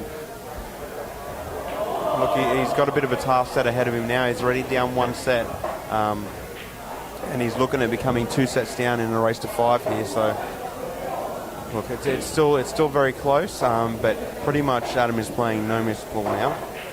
Can't afford to go down. I said that about 3-1, but he really can't afford to be going on the hill and 4-1 down. So, this next frame is going to be an absolute crucial frame for Adam and for Michael for that matter. But look, being ahead as well, it allows players to be that little bit ahead and be a little bit more free and loose. Not saying you're going to take it easy, but when you've got a bit of a buffer in a race, it's easier to play. You have the less pressure on you. You're feeling confident, things are going well. Even when you've missed a few shots, you still manage to get those frames. So, Michael's feeling very loose, and Adam needs to play like that also, even though he's down. He just needs to be comfortable. I think Adam does a lot of things right in his game. I always notice that he's one of those players that seems to be quite technically right. Like, he always stays down in his shots and follows down through, but I don't know, it seems like he's got a bit of a weight on his shoulders when he is playing at the same time. What do you think about that, mate? Well, I know he's had some coaching recently off Mr. Chris Calabrese, so he's probably got a few technical things going through his head while he's playing today.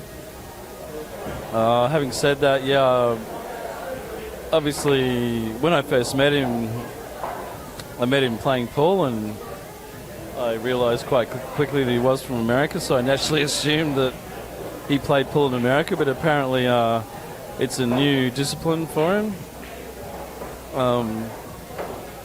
So he's been a pool player more or less, not maybe in the last 2 years. So yeah, he likes to concentrate on the technical side of things and obviously likes to know how things work. Done a bit of work with him on the trophies for Pool New South Wales, which he's done a fantastic job. So yeah, he's really into the technical side of things, and obviously initially when you first start playing,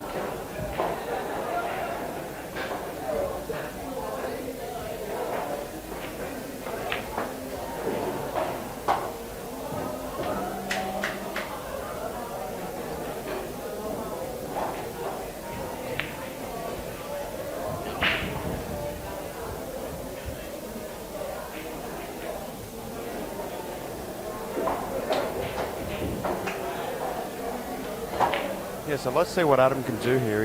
Like I said, all these balls are absolutely open. He just needs to try not to do too much with the white ball, and exactly what he's done. Another cheer from the crowd. Adam has a couple of fans here watching him today, like I was saying earlier. Yeah, maybe even just a stop on this orange ball here. I don't think he'll want to screw back too much, but look, he's done that and he's got good position on the 2. Just needs to get up nicely for this 7 ball and just play it nice and easy to get back to the middle table for the black. And look, I've noticed that about Adam's game there sometimes, Kimmo. I noticed as much as that was a fine shot and got down for the 7 ball, he seems to do a lot with the white ball and sort of unnecessarily so as well. I think that can be the downfall to some people's games. Just, like even that, playing with bottom left-hand side is, you know, he still landed somewhat on the black, but one rail, a little bit of right-hand side, just come off one cushion perfectly for the black straight in, and now he's left with a shot looking away from the pocket. And a very difficult black ball.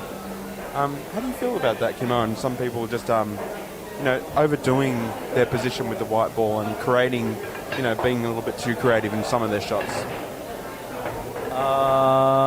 Yeah, I mean, obviously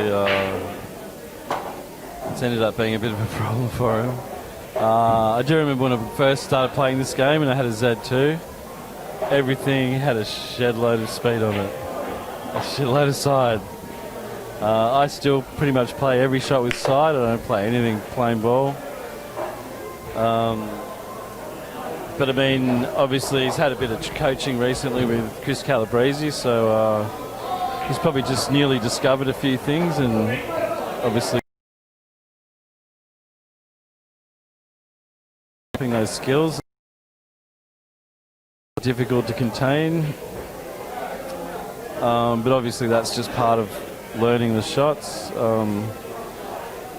learning how to use the side to your advantage.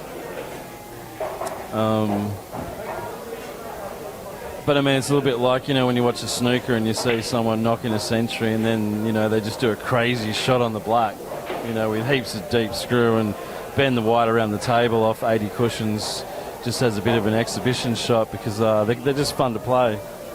And it's all about having fun, so I'd encourage that type of play. But yeah, obviously it really didn't work to his advantage there. But you know, I'd still encourage him to keep going for those types of shots so that you get to the point where you are comfortable playing them and you do have a good knowledge and a good repertoire of when to and when not to play them. Yeah, look, I agree with you to some extent, but I think at 3-1 down and opting to play shots with massive side and rather than just a little bit straightforward. I mean, if you're in front and you want to be a little bit flamboyant, that's fine, but look, when you're down in a match and you're already down, you know, 1-0, I don't think that's the time to be taking those shots. Not saying they're crazy shots, but as we saw, that frame got a lot harder than what it actually needed to be. So, but look, as you're learning these new shots and you're learning what you can do with the white ball, it's sometimes a little bit hard to stop yourself. And Michael's looking at this Jackie onto the orange ball, onto the green. If he can play this nicely, pretty much got most of his balls open, I believe. Yeah, all the smalls will be open.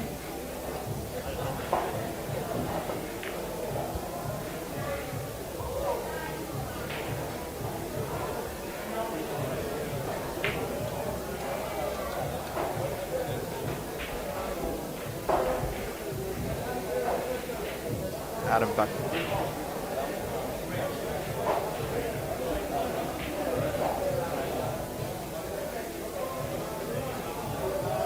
Adam back at the table here on the big balls.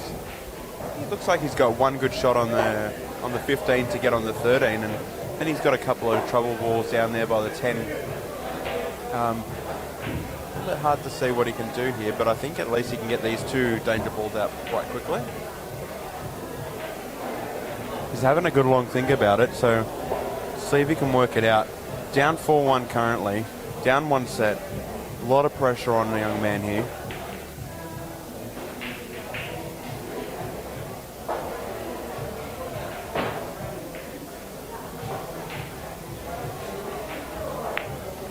And he's landed perfectly on that 13, so that's two trouble balls that are gone.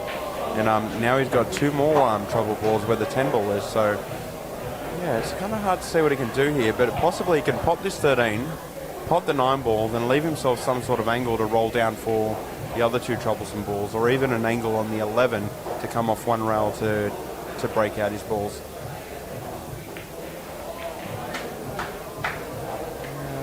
Maybe a Jackie, then leaving position on the 9 ball to open up these problem balls. A bit difficult. He's got a few options here. I'll be interested to see how he actually takes it.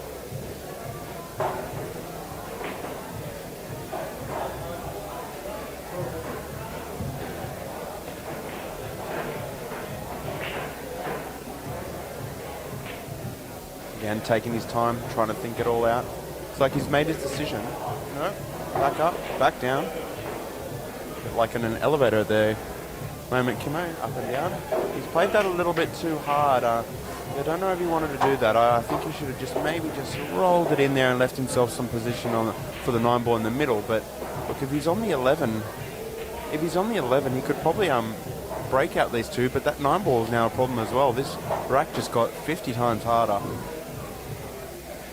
Yeah, the shot there was just push the 9 ball down to behind the 10 and use it to stop the white. So put the 10 back in this middle and free up that and take the frame out. So he's just overplayed it a bit.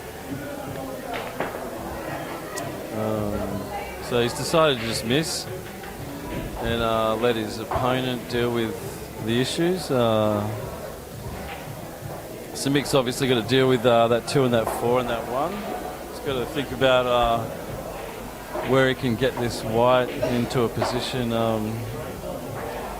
to free up that 1 ball.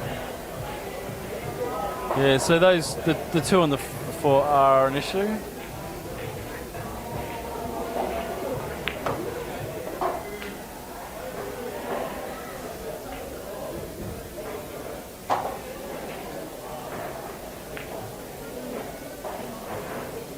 Sorry viewers, for those of you who joined us again, I'm not really sure why the stream stopped.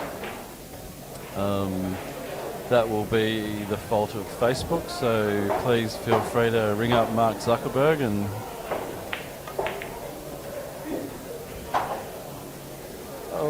he's almost gone for the self-snooker, so I think he can use obviously he can play the 4-2 combo to pot the 2, but he's still got this problem with the 1. Yeah, Jono's called the 2 off the 9. I'm not sure if that's on. These pockets are big.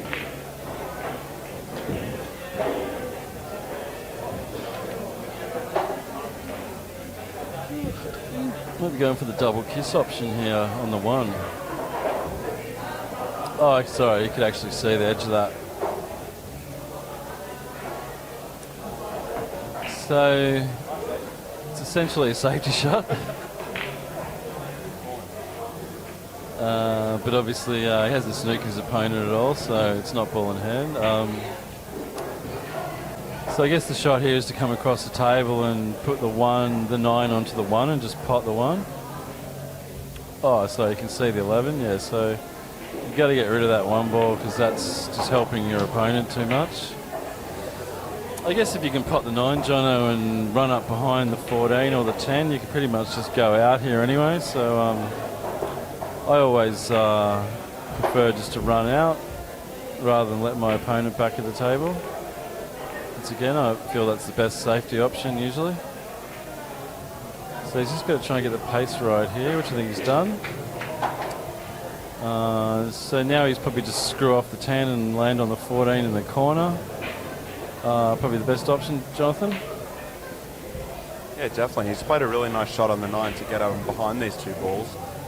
Now he does have a couple of options. I think the best option is to screw that 10 to get on the 14. Let's see if he can just get through this one nicely and give himself good position. Oh, he's left himself quite a decent cut. I mean, it's still possible. It's definitely made it a lot harder. He was really trying to get straight on that ball just so he could play it, screw it in, and just play the black in the same pocket. We'll see what he can do with the moment. He's going to have a good think about this before he actually gets down and plays it. There will be some stretching involved, maybe a leg up on the table at the same time. Let's see what he can do.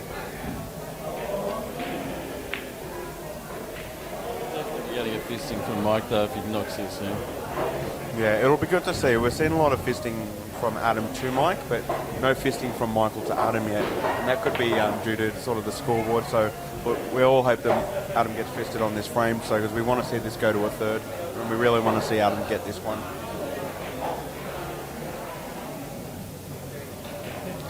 Thanks, Michael, for that compliment to Kimmo. Yeah, Kimmo's done a great job with the stream. Everyone's enjoying it, including myself. And actually, beautiful shot there by Adam. And he's got one long black ball to make this 4-2 and keep himself in this one.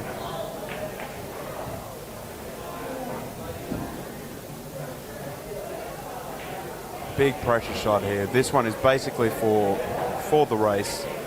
Needs this to keep himself in. He's got some commentary between the players at the moment. I think Michael's offering to move some pull cues for him. Do you think that could be potentially trying to put him off there, Kimmo, or do you think that's just Michael being nice? Never, ever, ever listen to your opponent. Yeah, look, and especially an opponent that has a hustling shirt on as well. You know, and he's played. It looks like he's just missed it. Oh, that's but unfortunate. Well. At least he didn't give him. I mean, and most importantly, he's only left him on the one. So Mick's got to play a really nice shot here to land on that too.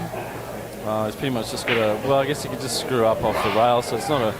But he has got a bit of distance, so he's going to have to time it well and get the follow through correct. There's a lot can go wrong here. He's elected to completely ignore anything I've just said. I guess that 2-ball is on. Looking very tight at the moment, but yeah, it looks like he is actually on it. And if he's on this, we won't be talking game, set, match, and he's on it, but yeah, he's done all right. He's got a bit of work to get on this black ball, Kimmo. Maybe 2 or 3 rails, and boom goes the dynamite. Yeah, Pretty excited there, mate. he's got natural position here for the black. I think maybe a touch aside, but I mean, I'd probably just hit this a little bit harder and come past the black. Oh, he's decided to miss it completely and going off. So what do I know? Unfortunately for Adam, he hasn't gone in off, but he has left him on the rail for a long straight black up the rail.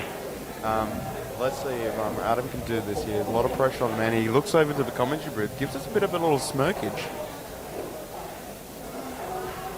Come on, Adam.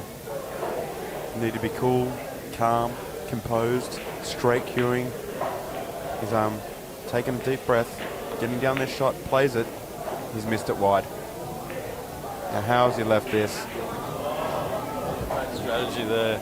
For anyone trying to call me or message me through either my phone or Facebook, you should be aware that we're actually using my phone to do the stream, so I can't actually answer any of those questions. But you're free to ask me any of those questions in the stream. I'll be happy to answer. Except for Amy. Okay, well, yeah, I mean, I'm pretty much back at him to cut this in, Jono. We'll go. He's looking at the double. I mean, I like doubles, but I think the cut's really the best shot. Although the cut is kind of in-offish. So Adam's called the double, jacking up a bit. I guess he's still got a safe white. He's got a, not if he hits it that way. And he probably still gets it in. And he's covered the hole. It's all going on here. Mick's looked at the ceiling. He hasn't got the furrow. He hasn't got the grimace. The smile's come out. What's going on here?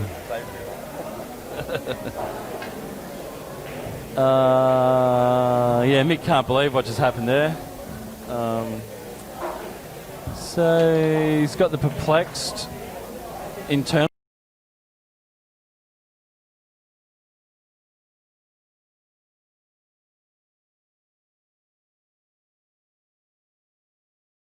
Week, so you can work something out here. Used to dealing with testy customers and giving them, or letting them think they get what they want, but actually doing exactly what he wants within his budget. The concierge just come past to clean up for us, which that's the least America could do for the free trade agreement.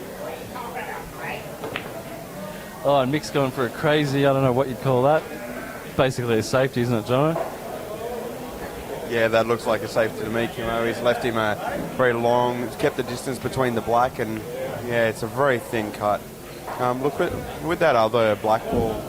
Yeah, that's right. It looks like he should be able to just bank this straight up. And yeah, not an easy bank, but still definitely possible. I think with that last black ball, Kimo, I think the shot that he should have taken rather than the double was maybe just roll it into the corner and just make sure that he doesn't get the in off and just leave Mike a hard double. But anyway, that was a shot before. See what he can do here. He's gone for the double, overplayed it a little bit. How's his white? He still hasn't left him an easy shot on the four ball. He's left it close and still a bit of a cut. Last time we saw Michael with a close white ball and a decent sized cut, he's just drilled it straight in. So He had the same sort of look on his face last time as well. It's a bit of a smile grimace. So he's just thinking about position on the black. He's like, last time it was a black, so he didn't really need to control the white much. So he's going to dig into this with a running side. I think he's going to go in off. Yeah. I actually thought he was going to go in off in the other pocket. He's hit it that well. He's managed to hold it for the pocket right in front of him. So, okay, so we're pretty much going to give this frame to Adam, which would give us a 3-2, 4-2. So Adam's right back in it.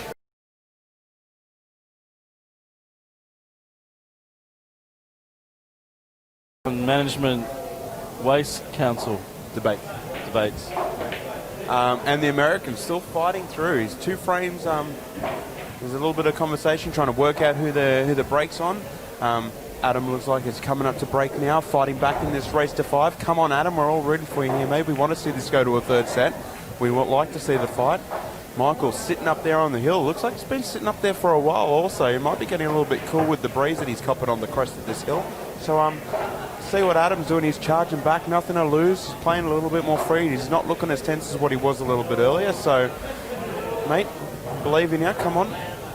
Michael sort of pacing around, waving around his cue, having a bit of a stretch. I don't know if you can see that in the camera. He's sort of off camera, stretching around, again with a half grimace on. He's looking a bit concerned, just staring at the balls as they're being racked by Adam. So, yeah, come on, Adam. He looks like he's putting them under the pump a little bit. Let's see what Adam can do. Bit of banter between the two players here. It's looking very friendly. I wonder if there's anything underneath all that. This could turn into a bit of a grudge match maybe in the future, ladies and gentlemen. They're nice guys and they're acting really friendly in front of each other, but I wonder what's really going on beneath the surface. Adam coming up to break. Big break. Oh, nothing down it looks like. It looks like it's come up dry. Michael coming to the table here. Open table, on the hill. He's looking at getting out of the cold and he doesn't want to get pneumonia, so come on. Let's see what Michael can do here. Got to think it out nicely. Oh, it's kind of hard to say what the best lot is to go for here. I mean, I'm thinking I'm liking the bigs a bit more, but his opening shot really allows him for smalls only. So if he goes for smalls, he's got the 2 ball that's covered, and yeah, and even the 1 ball to some extent, and the 7 ball in a really awkward position. I think bigs are the balls to take, but again, which ball is he going to get onto first? It's sort of a really hard one to say. It looks like he's going to take the 3 up the line.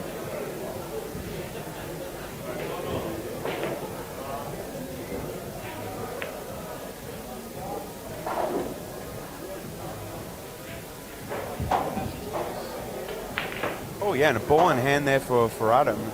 He's got a free choice of the balls. And Mikey, what are you thinking about the game so far? I got nothing. Yeah, you do. It's currently 4-2. Adam's down. He's already down 1 set. Down 4-2. Ball in hand. Open table. How do you see this match playing out? He needs to run out. That he does need to run out. And look, so far there haven't been too many run outs tonight, but I think Adam's going to need to try to pull it together for this one. And he's getting rid of one of his most awkward balls first, which is a good sign. And if he can stop it right there, he's got the red ball in the corner pocket. So he's also got the purple ball that's in a bit of an awkward position, but I think he can try to make this up. Nicely cued shot there by Adam. I think some people, when they get in these pressure situations, they can sort of hit everything a little bit too hard, and Adam doesn't seem to be doing that. He's still trying to get his head down, stay down on his shots, follow through, You can see he's got decent cueing here. Another nice softly played shot. Now, I think this is the shot that's going to be to make or break this frame. He needs to play this with maybe off a couple of rails, maybe some top left-hand side to get up to the orange or the purple ball. And if he doesn't land on these balls, give him an option of playing the 14 or the 10. It's like he's just playing this a little bit of top right even. Oh, slowed down. I think he was trying to get on the 12 ball up the line, but like I was saying, he might have left himself onto the 14 or the 10. Yeah, 14. Yep, he's lining down for the 14 now. If he can, yeah, it's not an easy finish from here by any means, but definitely still possible for a player of Adam's caliber. Nicely shot played there. It's a very nice shot. Left himself a bit more angle than what he wanted, but he could probably play this with a bit of bottom left coming off 2 rails and coming back up for the orange ball.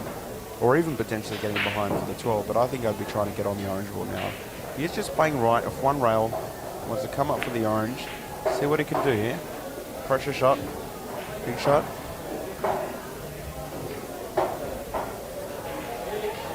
Oh, he's played it. He's played it too well. He wasn't expecting. He was either trying to get in between them or just trying to get onto the orange. A little bit too much side, but look, he's got a chance at the jacket here, and if he can, it's definitely possible. It's not too hard of a shot, but yeah, he can do it. Let's see what he can do here with the jacket. Oh, unfortunately, he's missed it, but look, he's left him in a decent position. He's given Michael a choice of all these small balls around on the table.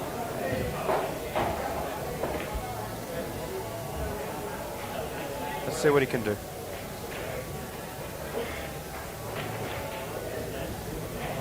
That 7 ball is looking really, really awkward, right hard up on the knuckle of that middle. It's not available to the middle pocket. It's hard to sink in the corner pocket. It's hard coming across the middle pocket to sink it in the other corner pocket.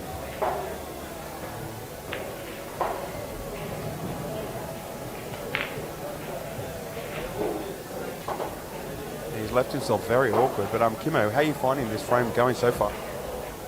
Yeah, well, 4-2 to Mickey here. We've got a Y on the scoreboard next to Michael's name, so it does actually say Amy now. Yeah, I think Michael's pretty keen to get this over and done with. I mean, he knows that, you know, these things drag out, then they can go either way. Your opponent starts getting confident. Your confidence goes down the toilet. He can't really afford to let that happen. I mean, the common saying is that you just got to keep your foot on your opponent's neck once you get in front. He's gone for the cut and the extraction there, missed out. He's not going to be happy with that because he's pretty much left his opponent. He's left Adam pretty easy 1, 2, 3 to finish the frame. Adam's just thinking about which way he's going to do it. He's got a couple of options here. The easiest one just being to roll the 12 in and land just off straight for the 13. Put the black in the middle. That's the other way you can do, is go around it with side.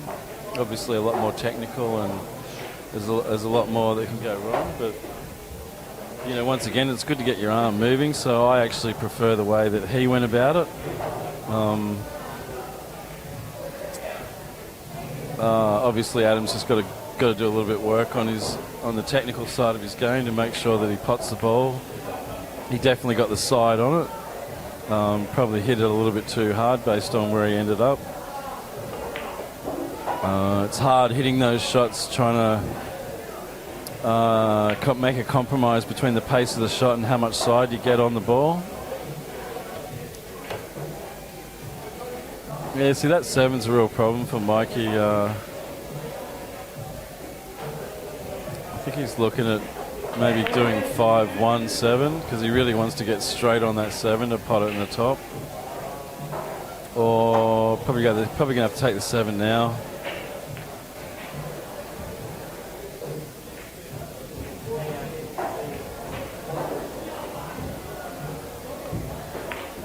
Geez, hit that nice. Hit that really nice. So you can just look at probably just rolling this one in. Doesn't need to do anything too fancy. Just get the angle right and natural position on the black. So he's going to screw off it. Hope it doesn't go in off. And he's just added that extra layer of complication to the shot, which is forced the miss. All right, it's fingers out time for Adam. He's pretty much needs to. He's got to pot this and try and get the 12 over near the other pocket and go out.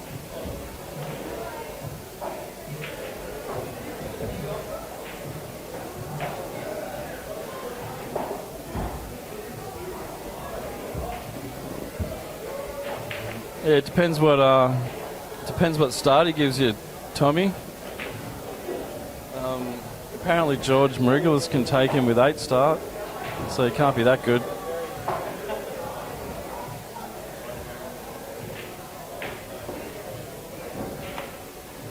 Oh, he's played the drag shot, yeah. Not sure how much. Yeah, I always have a problem with the drag shot. It seems to throw off the pot. I play it very conservatively. I don't do long table drag shots. I usually only use it on straight shots as well. Yeah, I would have been inclined just to drill that in. Although Mick has fallen straight into his trap. How does that not go in off? And I think that shot there was exactly what you were talking about before. Mick has got a bit of a style of play where he is lifting himself up on his shots and gets away with it a lot of the time, but you could see that time was an extreme, as much as the ball was over the pocket, it was a very pressure shot. It was a big pressure shot to get on his last ball to win this match, to take out 2-0, and he just jumped up completely and missed it by a mile. And that's when you have those bad habits, they let you down and they really come out on the shots that matter the most. And that's exactly what happened there. Beautiful shot there, played way out.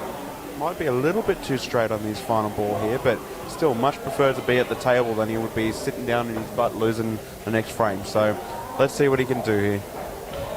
Big shot by Adam. If he can win this, he's got a very good chance of taking this this race to 5 out. I'm glad he's got back up and had a good think about it, because it's not easy. As much as the ball is kind of over the pocket, he's left himself very straight. So yeah, it's kind of hard to make sure you get the best position possible. And he's hit that hard, it might be in and off. Oh, and it's gone in off.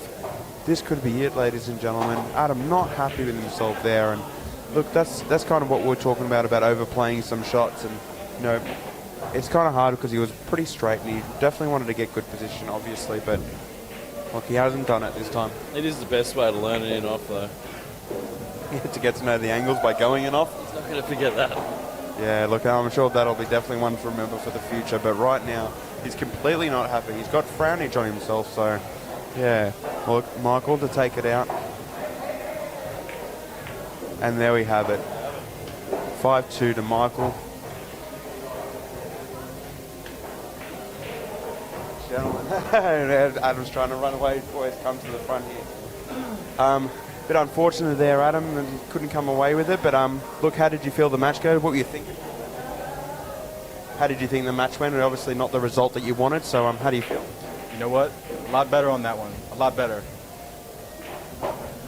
I felt like the match went well in comparison to the first round. First round I had my eyes closed, and then Kimmo turned that light on, and it was like, oh my gosh, there's a light. So I definitely could see a lot better in the second round. I got a little bit of comfort from the break. Yeah, I didn't mind. Yeah, I noticed that with the light being turned on. I didn't even realise there was a second sort of light, and it was somebody flipped the light on. So yeah, no, you definitely looked a lot better in that second frame as well. But unfortunate and unlucky, mate. Hopefully the next time we'll see a bit better of a performance and keep practicing. All I can say is, in the end, I just got to get back to the drawing board. That's what it comes down to. Yeah, and look, and I heard that you have been doing some little bit of practice with another one, a player. Are you free to talk a little bit about that? Yeah, that's what you're talking about. With Chris teaching me some few things. Yeah, that's right. He's straightened my alignment up pretty good. In practice, I've been playing a lot better for sure, but still got a psychological game to work on. And obviously, those motor skills are not completely burned in, because when I'm under stress, they're not coming up for me. So a lot of easy shots. look, and I think playing matches like this will definitely help with that. And it was great having you on, Adam, and unlucky, and we're looking forward to seeing you the next time. Michael, congratulations, mate. Yeah, thanks, mate. How do you feel the match went? Obviously in your favour today, but what did you think about everything, the rules, the play? Just the no safety, I think sort of, well, I thought it went in my favour the first set. The first set, I was sort of on, Adam wasn't, and it went in my favour. The second set was pretty good. I had a lapse in concentration, I think, towards the end. I missed a few easy shots that I probably should have got. But all in all, yeah, it was pretty good. Well, nice. Well, congratulations, taking it out for Australia over the American. We're all going for the Australian in the end. As much as Adam's a nice guy, go Australia. Yeah, bloody oath. Aussie, Aussie, Aussie. Yeah. Nice one, mate, and congratulations again. Thanks, mate. Cheers. Thanks for everyone for watching. Until next time, I hear there's more players coming down for money matches today, so hopefully you can stick around and watch those matches.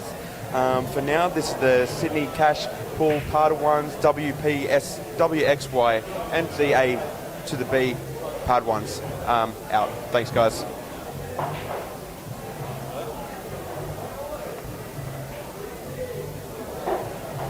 Any parting words, Mike? Thanks, mate.